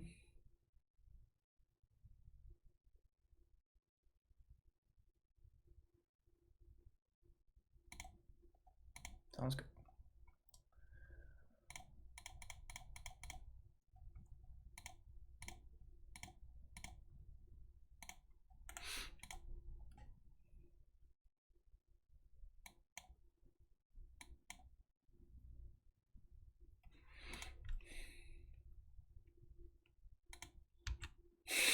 That's such a bad sideboard plan.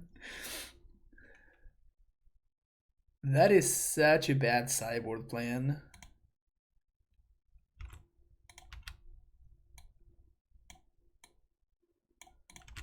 Like, I have a shit ton of removal that I don't want to cut. Like, that's just not what you want to be doing. I'm gonna Ephemerate here, see what my opponent does. Maybe they'll counter, and if they don't, I can just untap and Fury them. So they're kind of out of cards.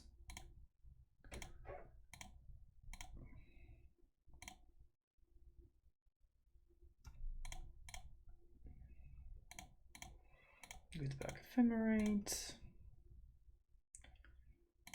Play that. Get a mountain. Play this thing. Kill that thing. Pass the turn. Yeah, this is just not a good transitional sideboard plan. Like, it's cute, but like it's never gonna work out right. Answers are just too generic for this sideboard plan to make any sense. I mean, it's not like it doesn't make sense. It's just like it's never gonna be effective.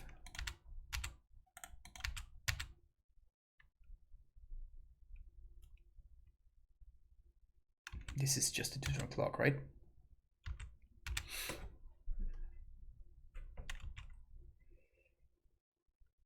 Also, your deck just kind of by design is like it's a 2-card combo deck where both of your cards don't do anything without the other half. So you're just adding even more clunkiness into that game plan because you have like this card that is very easy for me to answer, and 6, 7, 8, 9 still lethal even if they flash this back.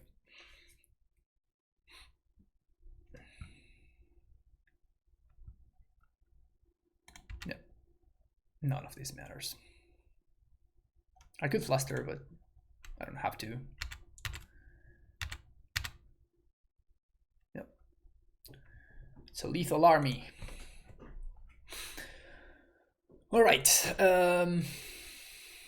I don't think Stoneforge makes me want to reconsider my sideboarding. I think Fluster is going to be more impactful. And the chances that I lose to their Stonefort plan are so low. Like that just plays exactly into what I want to do. So I'm going to sideboard against their plan that can actually beat me, which is the Reanimator plan.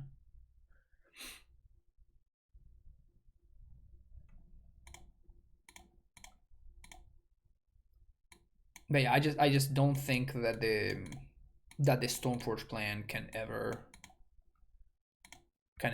beat me reliably.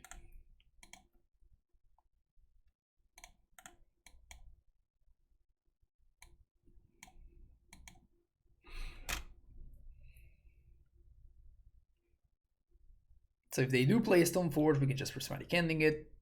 So it's not a deal.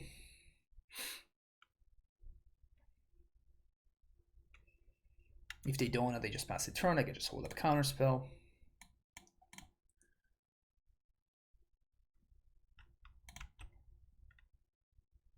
Yeah, man, this is just so weird to me.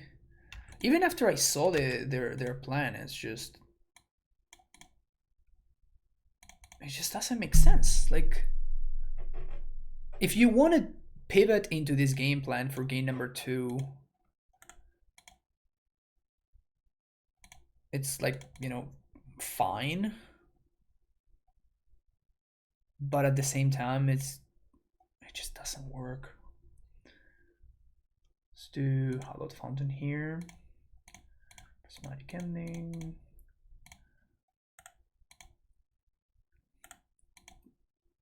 After I saw it, like, you should just go back to your original game plan, and maybe I'm like, oh no, yeah, I'm gonna die to some like random Stoneforge beats, and I, you know, change my sideboarding and make it things worse for myself. But I don't know. Double Arcan. You see, that can beat me. that's a game plan that I can lose to.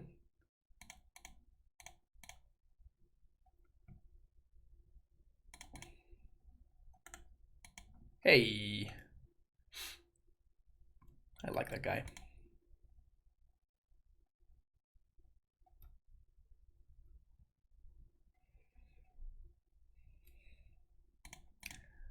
Counter spell.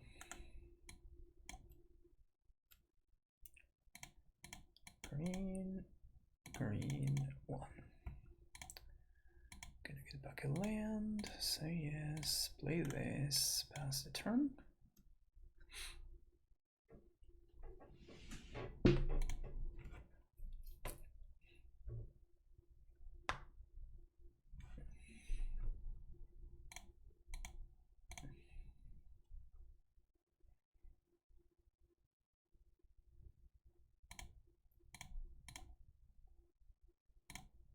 Got him.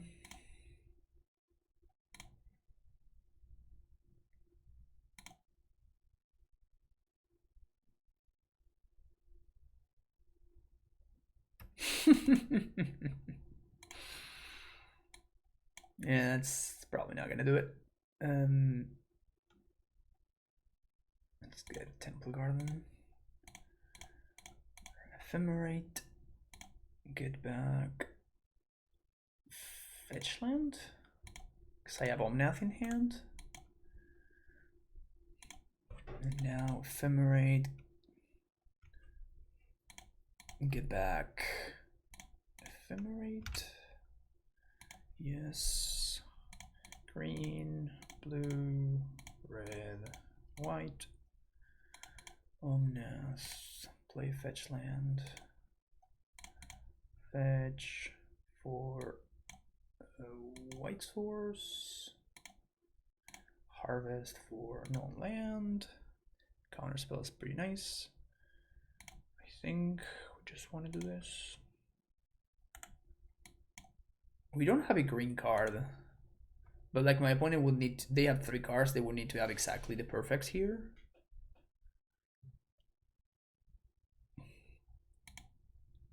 All right, they may have the perfects.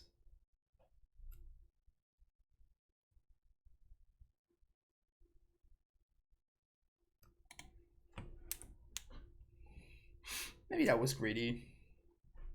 Nah, that wasn't greedy. That was fine. And do I want to Ephemerate on N-step? I think so. I guess if I untap, I can do this with counter backup. So maybe that's better.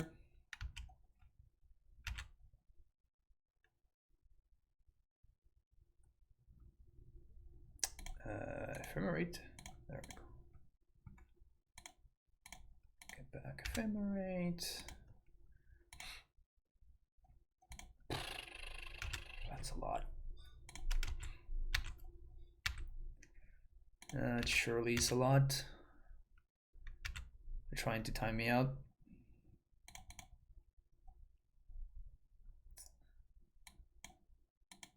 Breeding pool.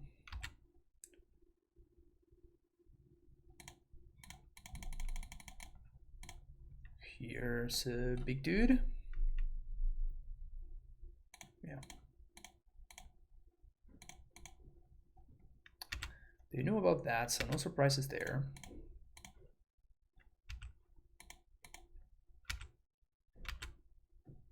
Now this goes here. Get back a green card so I can pitch to endurance. And game's over.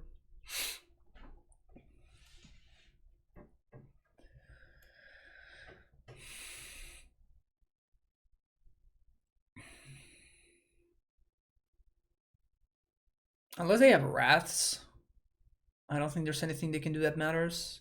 And even if they do, like it also doesn't matter. So we're gonna wait until second main. Gonna blink here. No, thank you. So we blink. We'll get these guys back.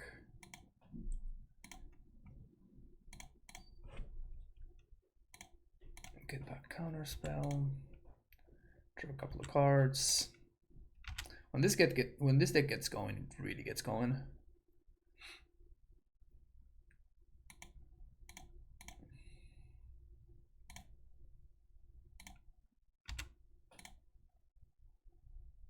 Fetch land is great.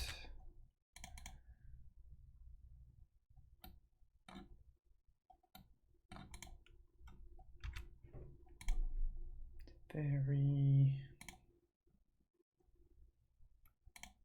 I'm gonna say no land. I looked fairy plus here.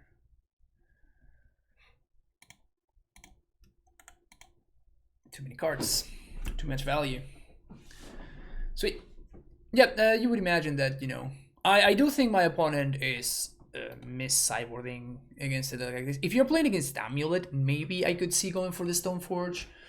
For the Stoneforge map, for the Stoneforge plan, because like they just don't really have a very effective way of getting rid of stuff. Like my deck, just kind of by design, is just a bunch of cards that that answer Stoneforge Mystic in a sideways manner, and like it's such a it's a lot of cards, and it's really mana intensive. So I think that it was not a good pivot in the matchup. It's an interesting idea for sure. But I don't think it's ever going to work out in a matchup like this, or like against control, maybe, stuff like that. Anyway, I'll see you for the next round. All right, first companion deck that we're seeing this league, actually. Jegantha. So this can be Affinity or Tron. I think I'm keeping this. All right, so just gonna try with this.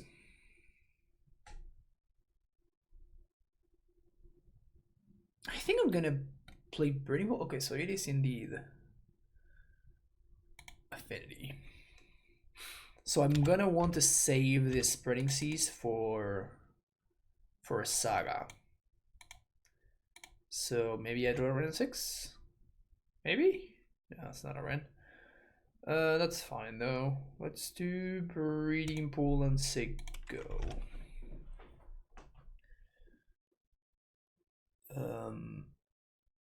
Ephemerate would also be a pretty nice draw. That's a Memnite. Ornithopter.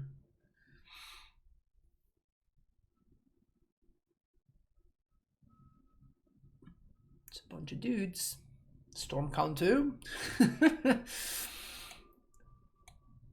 Storm count 2, says Magic Online. Oh, maybe they have like the Smith, whatever. Oh no, they're just cycling. Alright, that's good for us, I think. It's probably good for us. They do play that bridge. Now, another Omnath. So we can go land, put the Urine, yeah, we're just gonna do that. So land, put the Urine in hand, and next turn we can go land Omnath. And then following turn, we're gonna do a bunch of things. Following turn, we're gonna do a bunch of stuff. That's fine.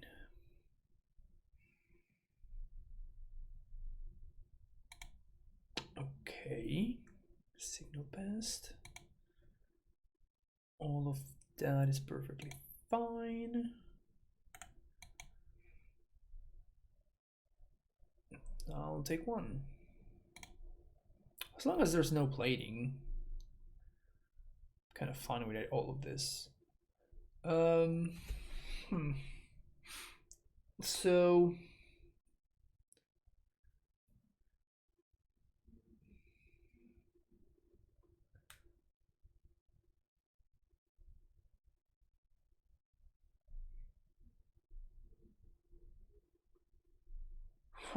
so if I play that guy and I can bounce probably the Mirror Enforcer.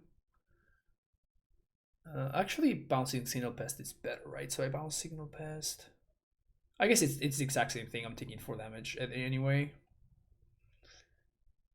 But it actually cost him 1 mana to redeploy this, and this is free, so I think this is better than playing Omnath, particularly if they have Rebuke.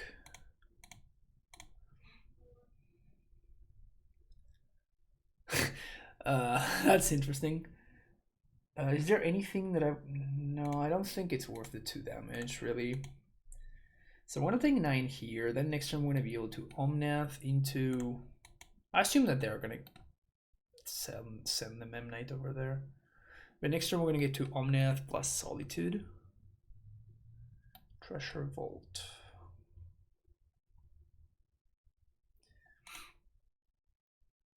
Okay. I do still have 1 card in hand that I don't know of. They could have countered the Teferi and they didn't. Okay, so they're just going to put Jegantha in hand. Yeah, this is fine. Alright, sweet. So now we're going to get to play Omnath. Blue, green, red, white. If we draw Ephemerate, I think that just locks it up. Prismatic Ending. Prismatic Ending. Huh. Is that better?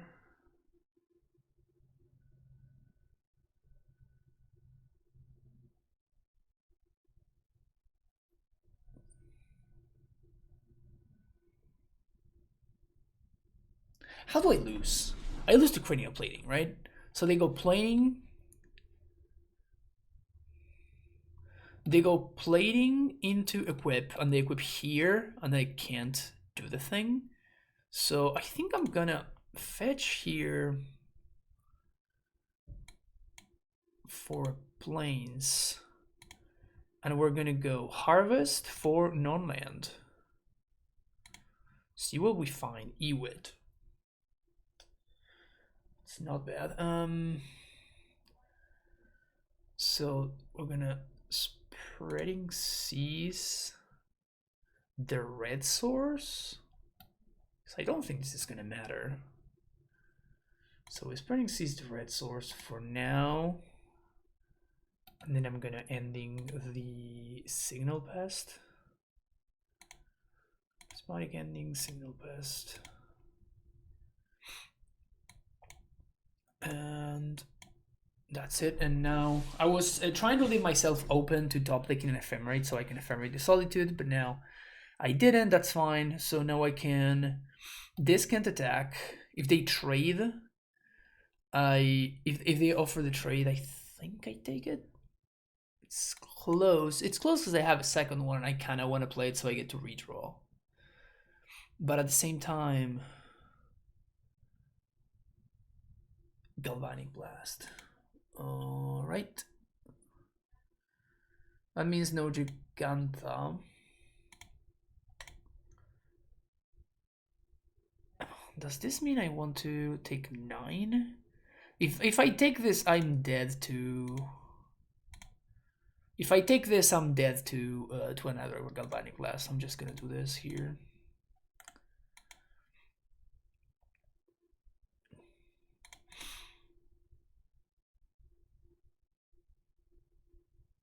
Okay, they can't redeploy Jegantha here, and this is that's it. All right, that's pretty good. I probably want to just play the Somnath though. Green, red.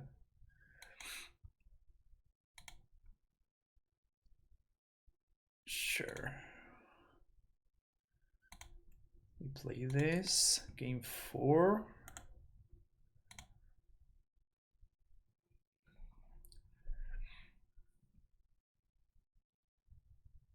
Thought Monitor, that's pretty good. Thought Monitor is pretty good there. Thought Monitor is pretty strong. Do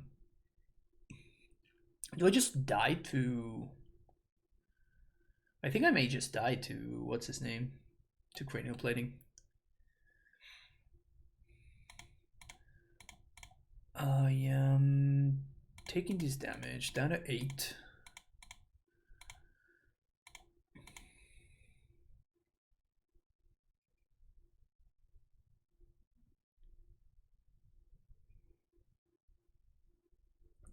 And now we're gonna get to Eternal Witness, 1, 2, 3, Ewit. Get a fetch. Fetch, Frogmite. Okay, this is looking fine.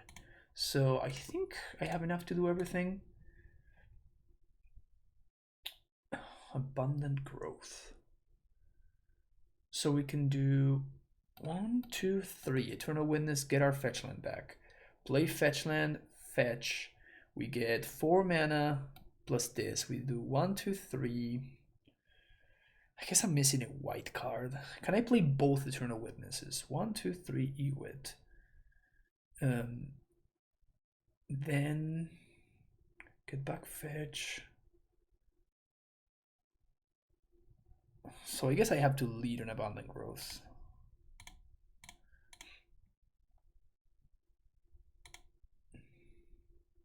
Easy game. So now we're looking good. So fetch.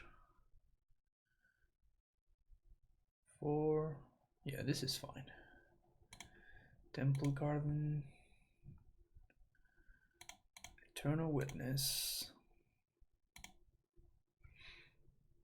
We're gonna get back Solitude.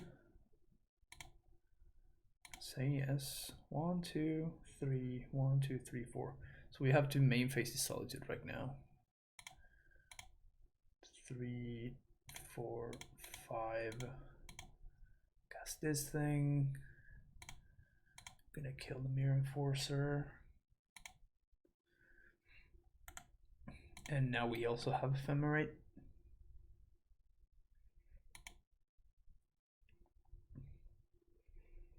I think we got this.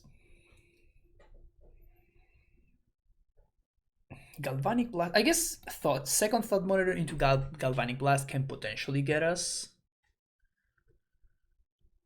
But Cranial Plating doesn't get us anymore because they can't get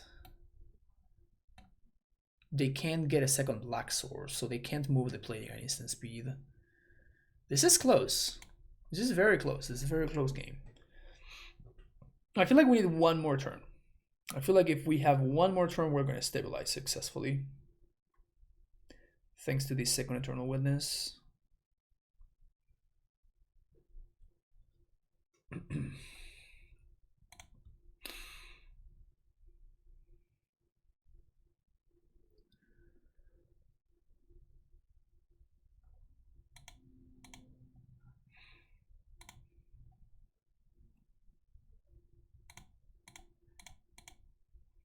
I'm not even gonna take the 2 damage.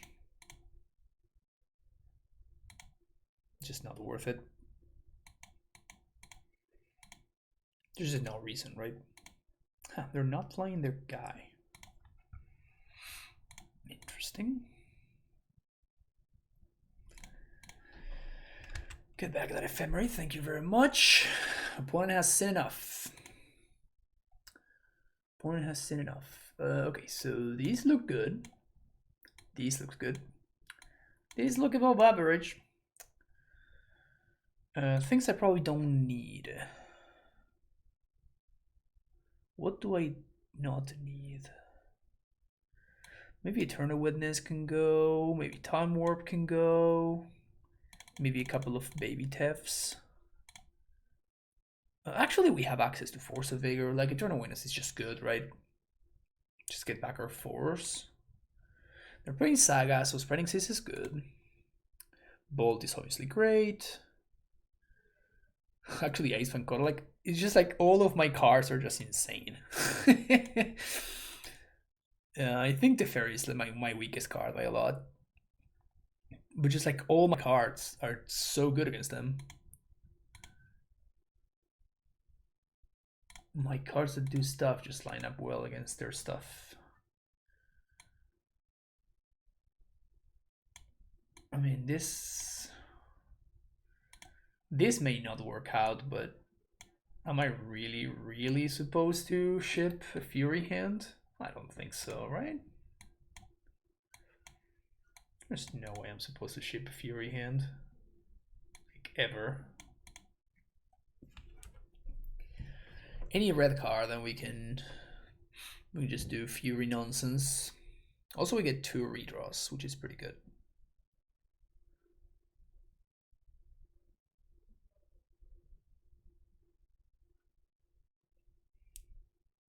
So we can go turn 1 fetch for basic forest, abundant growth.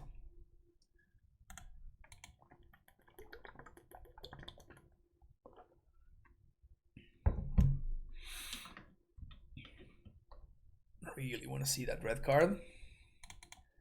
Any red card whatsoever will do it for us here. Any red card. Ugh. All right. Because that would have allowed us to do is stop my opponent from triggering for being able to get tokens from Ursa Saga. Now we're gonna have to deal with the tokens.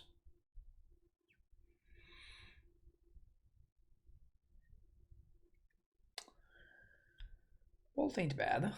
So what we can do is we can put it the Abundant Harvest there, which allows us to bolt. Because at this point, like 2 for 1 ourselves to deal with this is just not worth it.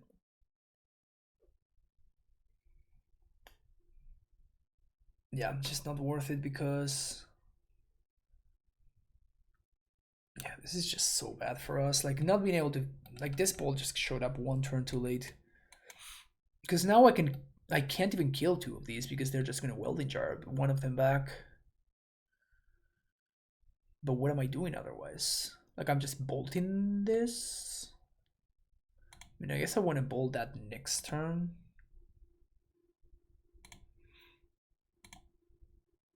Yeah, that's bad. We're super far behind now. So those are some big ass constructs.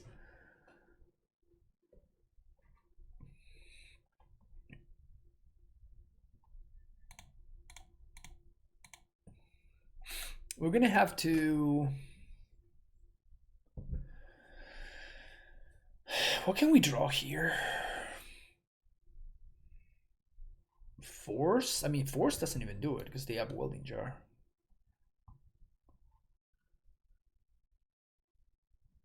I imagine they're gonna go get Shadow Spear. Oh man. Yeah, this Ursa Saga by itself just completely owned us. I'm gonna have to go to game number 3.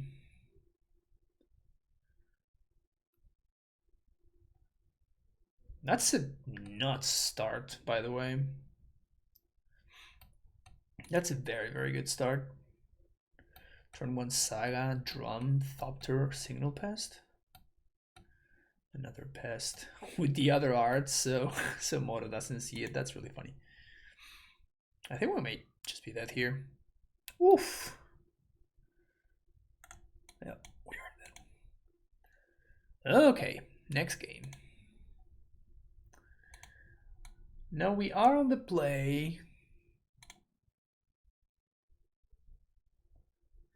I don't think I want to change anything. Maybe the time warp can get us out of sticky situations, but I think I want my deck to be as lean as possible.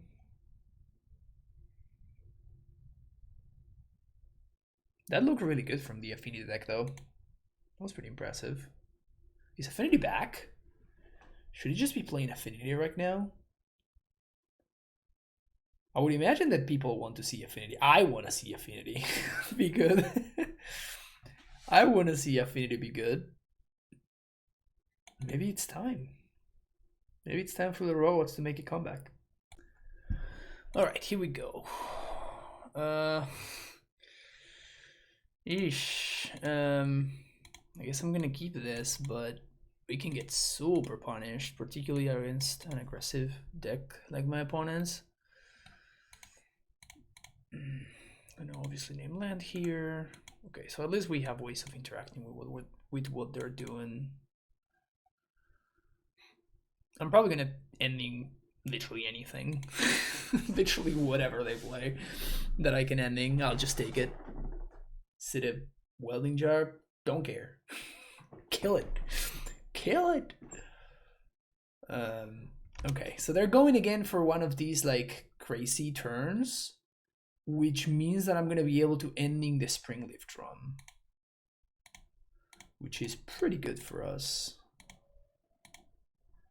So this means that they're not gonna be able to activate Saga at all.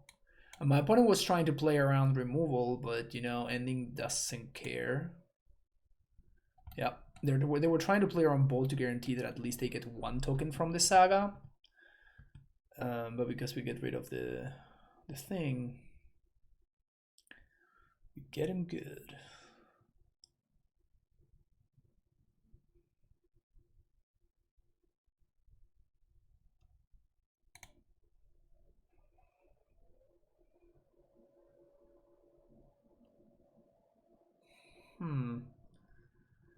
So I think I want to get Sacred Foundry right now. Not Sacred Foundry, Steam Vents right now.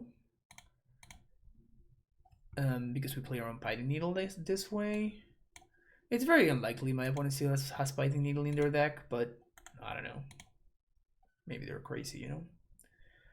And now we can like Helix. Like they're not going to be able to get a token, which is obviously a great deal for us.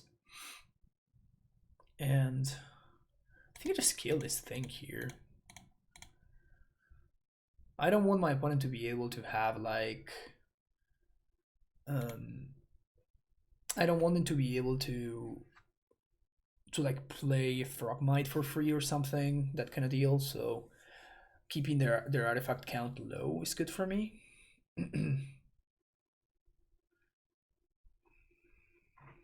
Next turn we can go Ewit, get back the fetch, Prismatic Ending, the Shadow Spear, or whatever. And then following turn, or the Springleaf Drum. I'll take a Springleaf Drum. Etched Champion. Okay.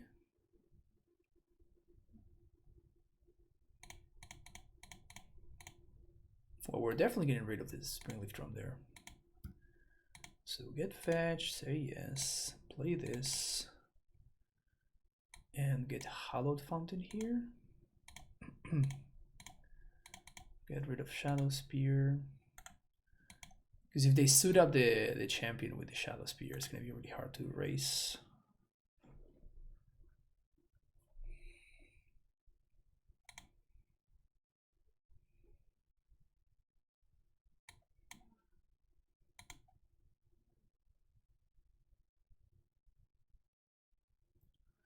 They have 3 artifacts, so they can't play the... Oh, they can actually, never mind. Yeah, I was going to say they can't play Thought Murder, but I forgot the Springleaf Drum actually gives them mana. Okay, we're going to save that one.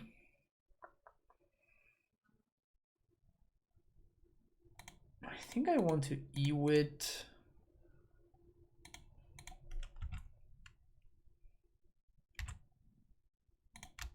Let's swing first. I think we'll just Ewit. Just Ewit back the land again.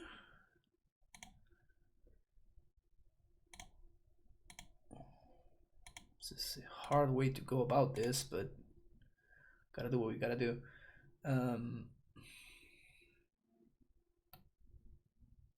They seem to be a little bit short of mana. Maybe this is a spew. That may very well just be a spew. Maybe I should have saved that for like a cranial plating or something.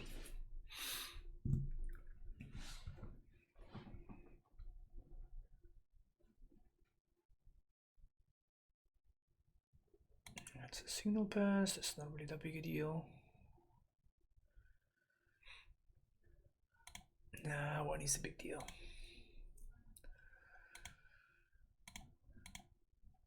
They kind of have more card advantage than I do at this point.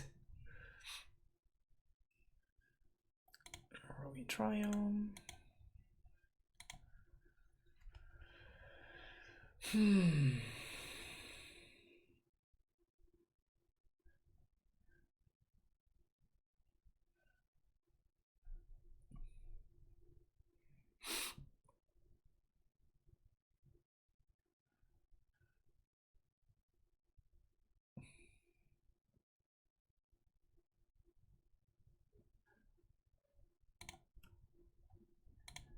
I think we just hardcast Solitude here.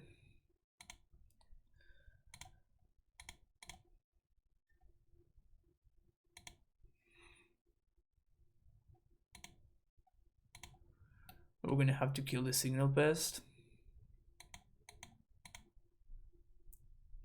We're not looking good.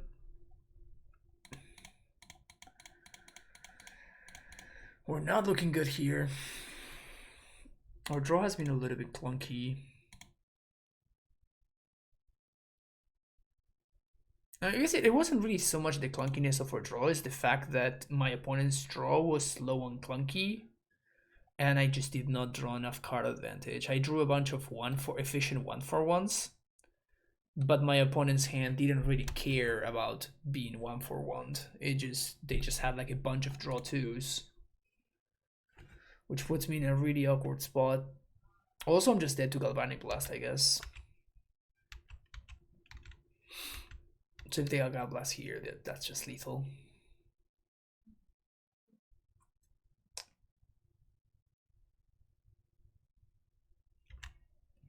Okay. That's red mana. That's a Galvanic Blast. Alright. GG's. Alright, here we go. Last round. Yeah, keep this. We're gonna name... Playing against the Lurrus deck. So we're just gonna go turn 1 Harvest, and we're gonna name just land. Name land. Fetch land is great.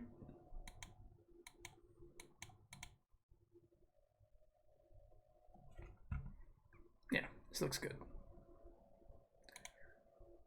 This looks alright. Opponent's playing Lurrus. Playing, so that's Hammer. Definitely looks like Hammer.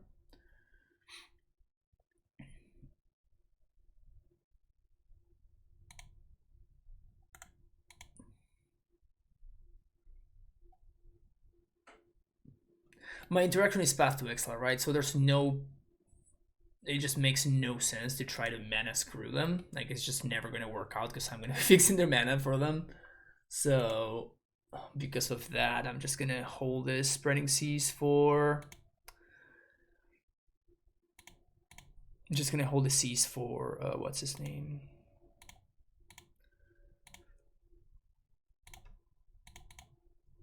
So I think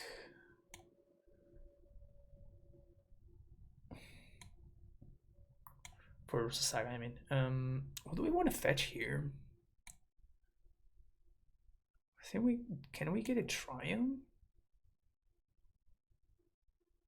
If we get a Triumph and I don't pass, yeah, I really don't want to give my opponent extra mana, right?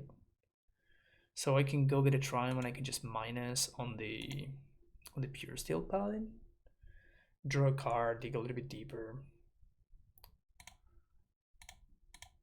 Blue, white one.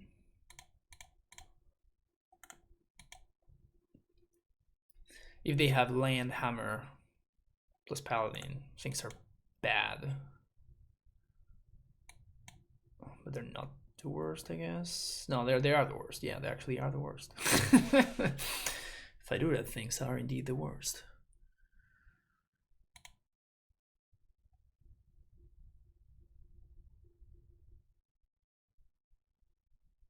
So we're gonna take 10 to the face. This means that they don't have another hammer. So that's good for me. The fact that they don't have another one.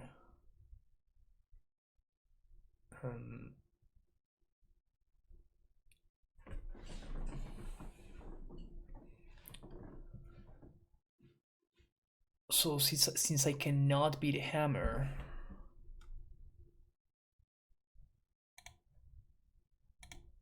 what I'm gonna do is I'm gonna play Ewit, get back the fetch land. We're gonna need to draw a little bit well here. So my plan is to like trade with whichever one of these I can, path the Ornithopter. That's so good for them. Yikes.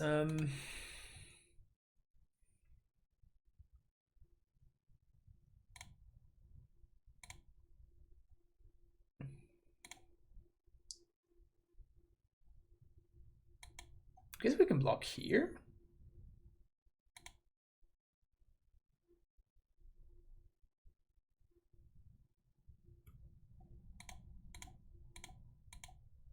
So by blocking there, we do a couple of things. Number one is we make it so we force their hand. Otherwise, my opponent would have been able to play the paladin there and just like re-equip the hammers. This means that we still need an answer to the Ornithopter, however. But at least we're not dead, right?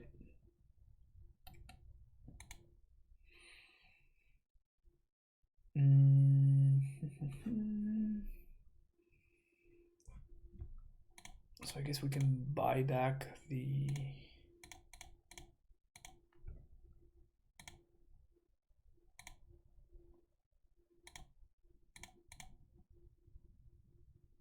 path. But we'd have to path right now.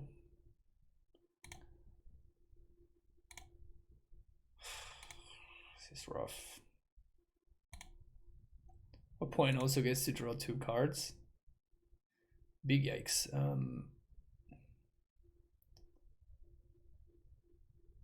I can also just double chump. I think I'm gonna do that. I'm gonna go for the double chump. Oh, but I can't Spreading Seas. Oh shit. That's bad. Because they draw 2 cards. Man, Esper Sentinel is a messed up card.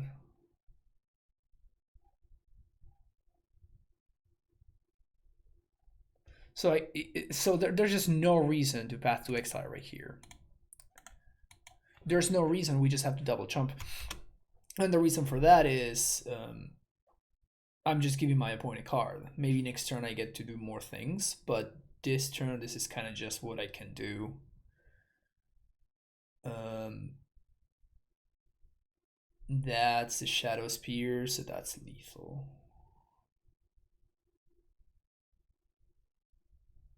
Yeah.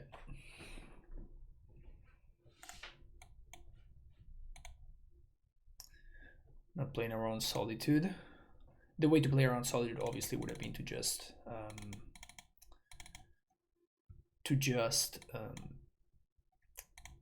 just play the Paladin, right?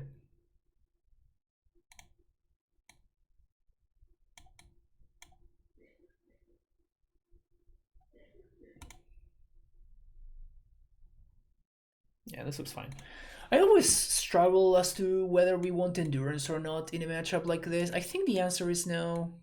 I mean, I'm pretty sure that the answer is no, but it always has me thinking because it just messes up. I guess that it's not that good against Hammer, but against Affinity, I always struggle to figure it out. I think it's possible that Endurance is just fine against Affinity, but probably not good against Hammer. Alright, we got a Fury hand. We like Fury hands.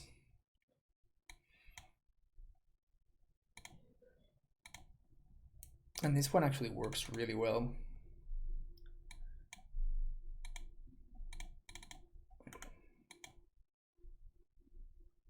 Solitude is also quite nice.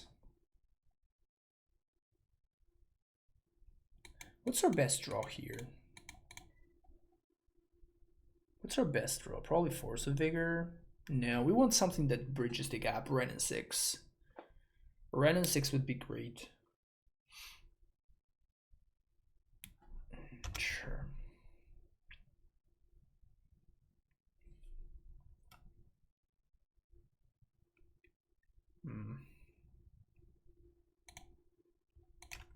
Play that, say go. Next turn, I guess we're gonna play a mountain, put Urian in hand. I have to say, like, this one of Prismatic Vista, not really feeling it. Void Mirror would be devastating here. Void Mirror would be really good. Void Mirror is usually a card that I'm not a big fan of, even in any deck that is not Hammer. But any deck that it's looking to close the window very quickly, Void Mirror is very good in. But if you're trying to play a longer game, then Void Mirror doesn't really do it. Okay.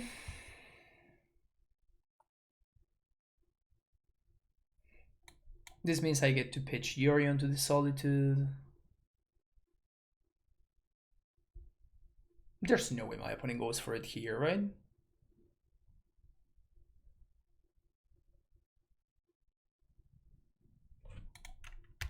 Yeah, there's no way.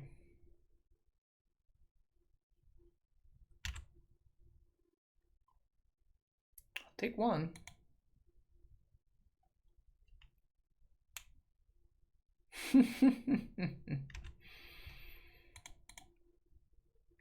I don't think their life total is gonna matter, so.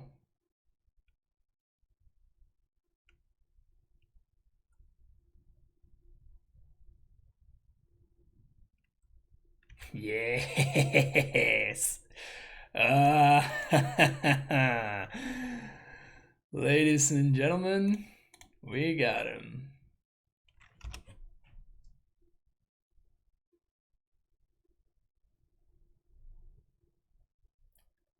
The patient is rewarded, young Padawan. You love to see it. Okay, so now Springleaf Drum.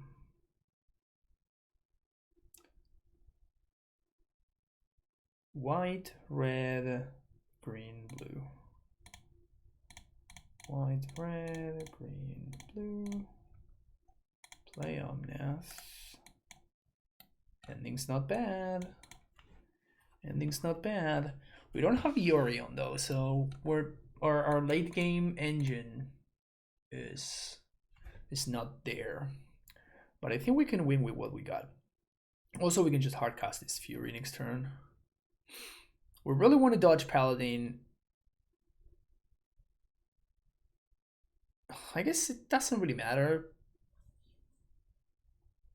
I think they're one short of killing me. Yeah, they're one short of killing me right now.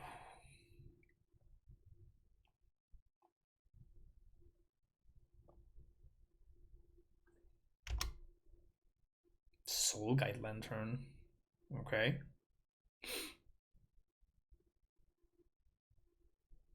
Going out opponent. I mean, I wouldn't be surprised if they just crack it for... They just crack it for a card.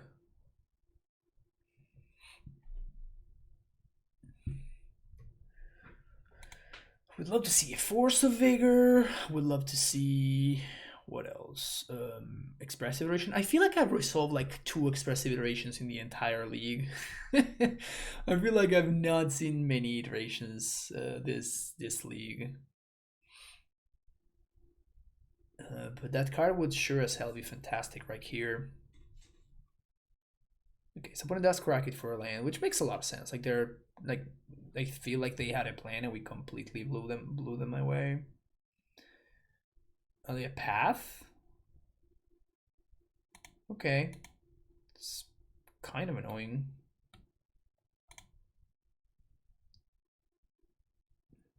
It's pretty nice. I'm gonna main face this because we may find there's a plethora of things that we can find here. It's not one of them. Not one of them.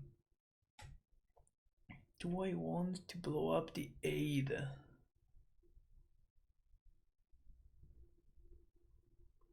So the issue that I have with destroying the Jegantha aid right here.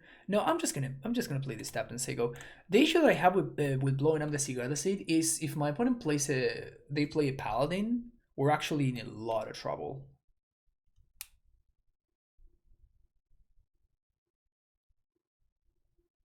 So like ending is like my no questions answer to pure steel paladin, which they did have.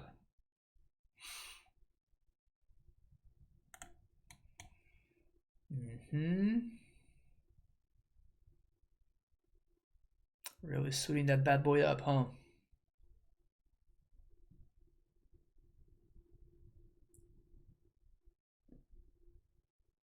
They can trade with my Asfang if they want to.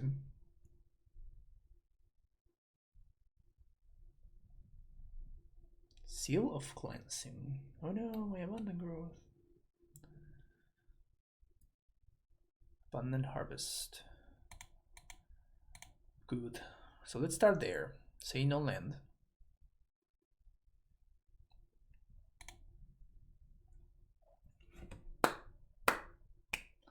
Good job, me. Good job. White, green. Here's the locus of creation. Prismatic ending is fantastic.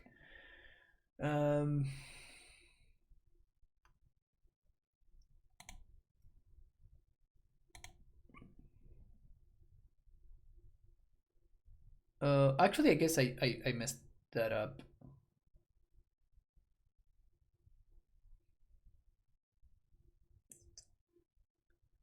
Yeah, I messed that up. Unless I just blow up both of them. I could blow up both of them. I could blow up both of them. If I blow up both of them, I still have an answer to the Lurrus. But I'm in trouble if my opponent top decks another Paladin. Whereas right now, I'm not too worried about this Jegantha Seed. Because I have the Ice Fang covering me from dying to the Ink Moth. Unless they go... Unless they go like land into... If they go land into... No, not even. I guess I would need to have land into Colossus Hammer into the trample thing, into the Shadow Spear. So I think that this is fine. I think I'm going to hold on to this ending for now in case my opponent finds another Paladin. And then we can start turning the corner with Omniath. I think my opponent is like really trying to figure out what I can do with this mana, because I think they're realizing that this is just literally not gonna do anything at all. So they're trying to figure out whether, okay, is this worth trading for the card that my opponent played, and they they actually drew a card off. I'm honestly I don't understand why they brought in Seal of Cleansing. Maybe they think I have like Stony Silence. I don't know. Seems really not worth it. Seems very, very much not worth it. Like, it's not like I'm playing Ursa Saga, right? So that goes. Now we just pass the turn. Not attacking with the Quaddle. I guess they can go. Well, now they can't because the Paladin's gone. But if they go land, path, this, Sanctifier, and Beck, that's not very good against us. It comes into play, exiles nothing. Like, I guess I can't kill it with Fury, I guess. But it doesn't seem particularly strong. Maybe I'm wrong. Maybe it's good.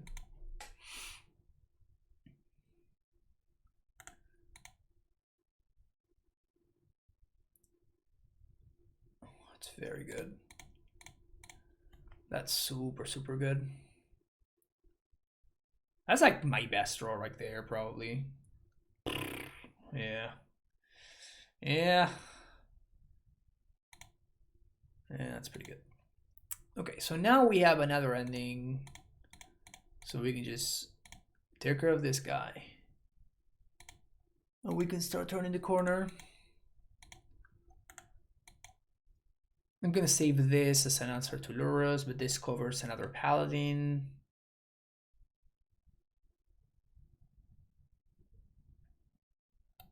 Land path plus hammer is my opponent's route to victory here, I think.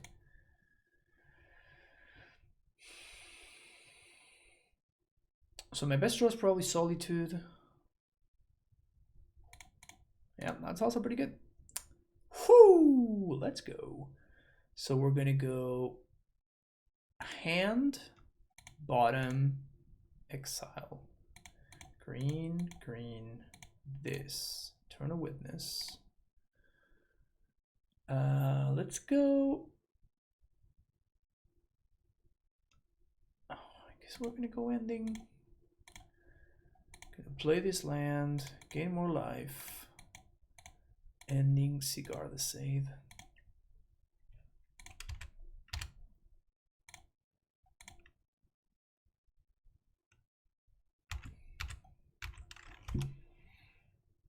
And I think that turns the corner. Very confused by the Seal of Cleansing. I appreciate my opponent using the correct art, however. Well, that's free fodder for Fury. Oh yes, please. Please play. Oh no. I was gonna say please. They have 2 seals. Sure, yeah, you got me. I've been successfully got. Cigar the Save.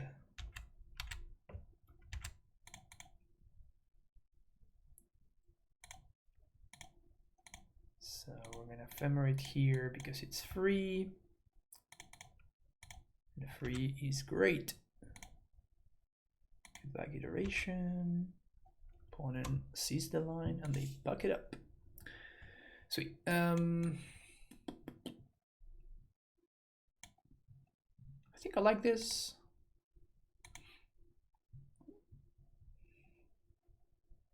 Yeah, it seems fine. What's my worst card here?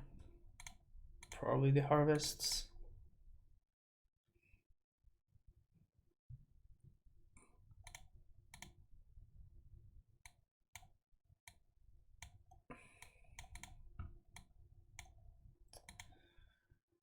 Okay.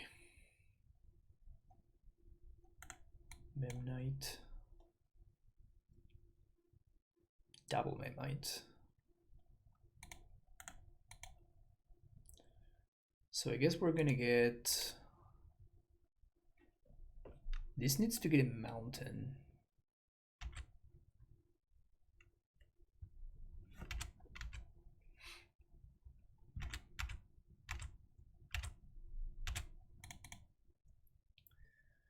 And this is gonna get a triumph.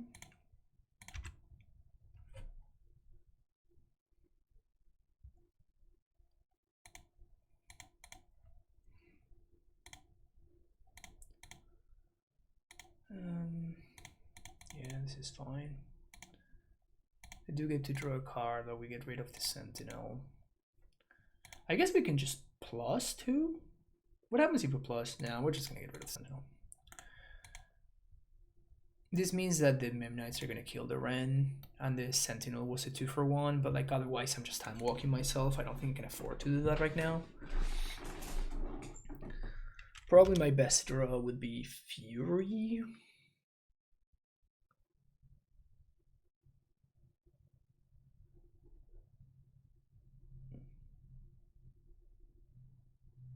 Sanctifier and back. Once again doing absolutely nothing. Once again being an actual blank. Do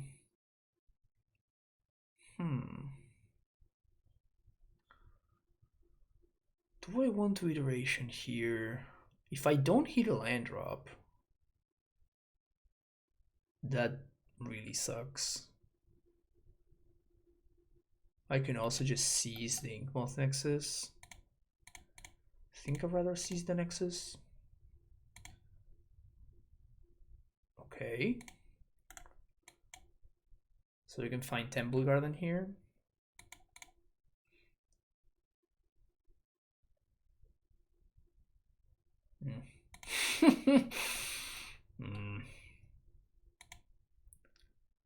That is a plating of the cranial variety.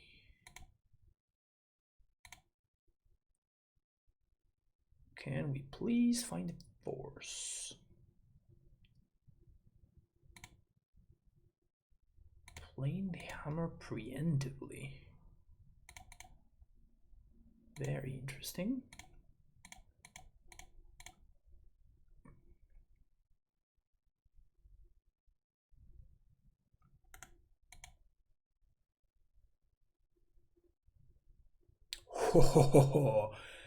Yeah, that one's good. I'm pretty sure that one's good. So let's do blue, red. So hand, bottom exile, play that. And now we're going to be doing upkeep.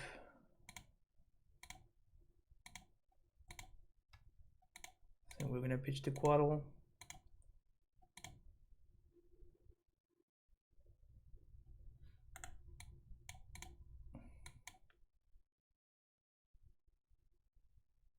So even if they have Paladin, we can just Helix this in response. And my opponent's not gonna have...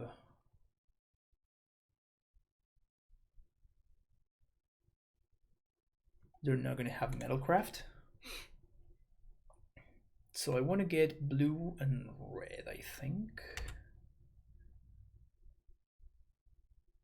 Another blue source. Then we're gonna need another blue source.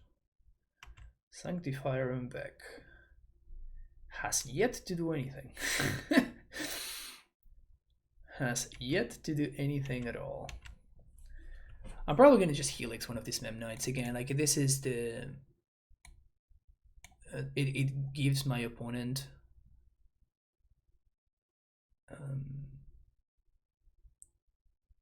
Steam Vents or Foundry? I think I'm gonna go with Steam Vents.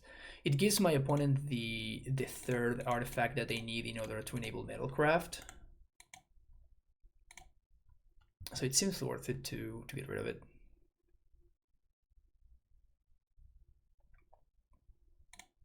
Blue, white, green. Play this thing. Play that thing. I could just exile the hammer.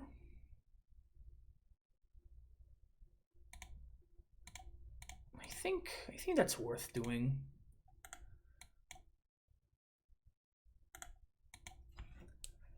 I think that's worth doing.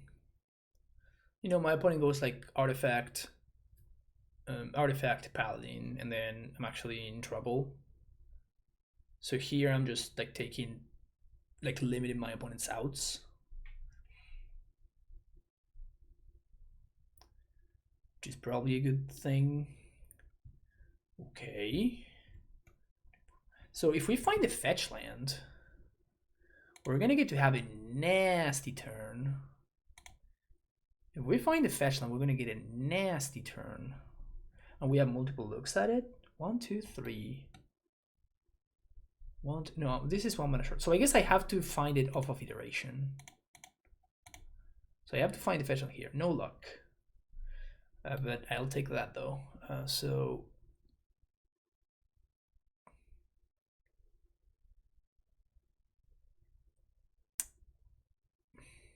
I think I want both draws, so I'll go hand, bottom, exile. Going to that there. Draw a card. Missed on land drop. Not great. Land drop?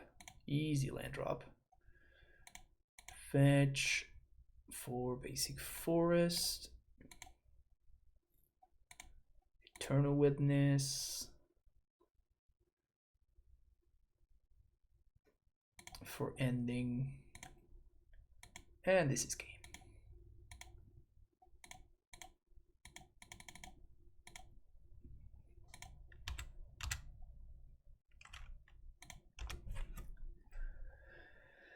That is game.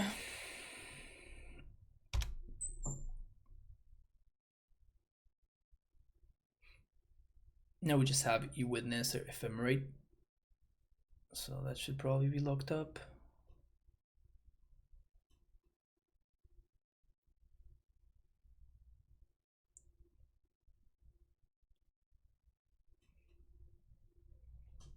Should have attacked. I was not gonna block.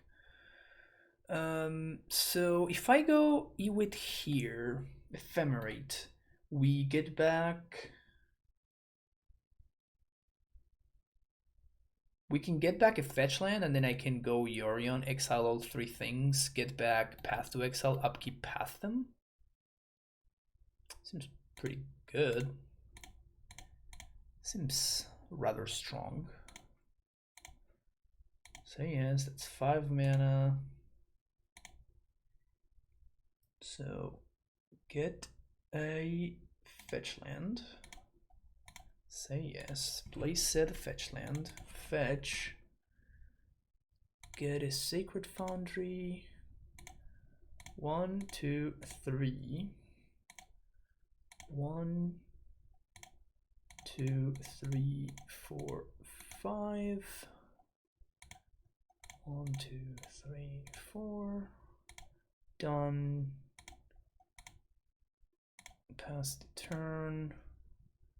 This goes there. That one goes there. Eternal Witness gonna get back path.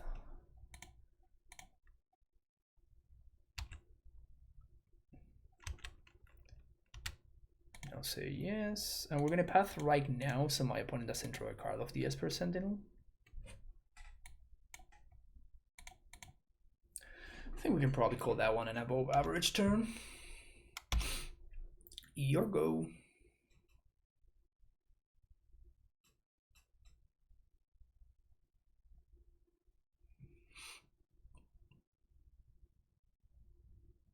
It feels very hard for them to be able to keep up once we get going. Like really, really hard. Really, really, really hard. So let's Ephemerate Ewit. I'm gonna pay 2 mana, thank you very much. Get back Ephemerate, say yes. So play this. Prismatic Ending, the Shadow Spear, Ren minus, swing for 8.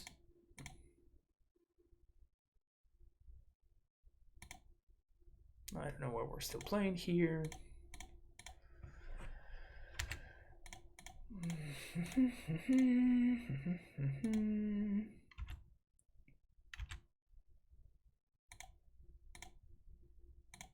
Once this gets going, it's just absolutely unstoppable.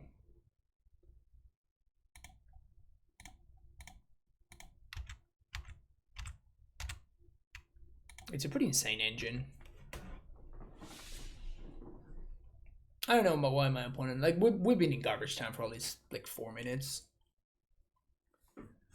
There we go. All right, here we are for the wrap up.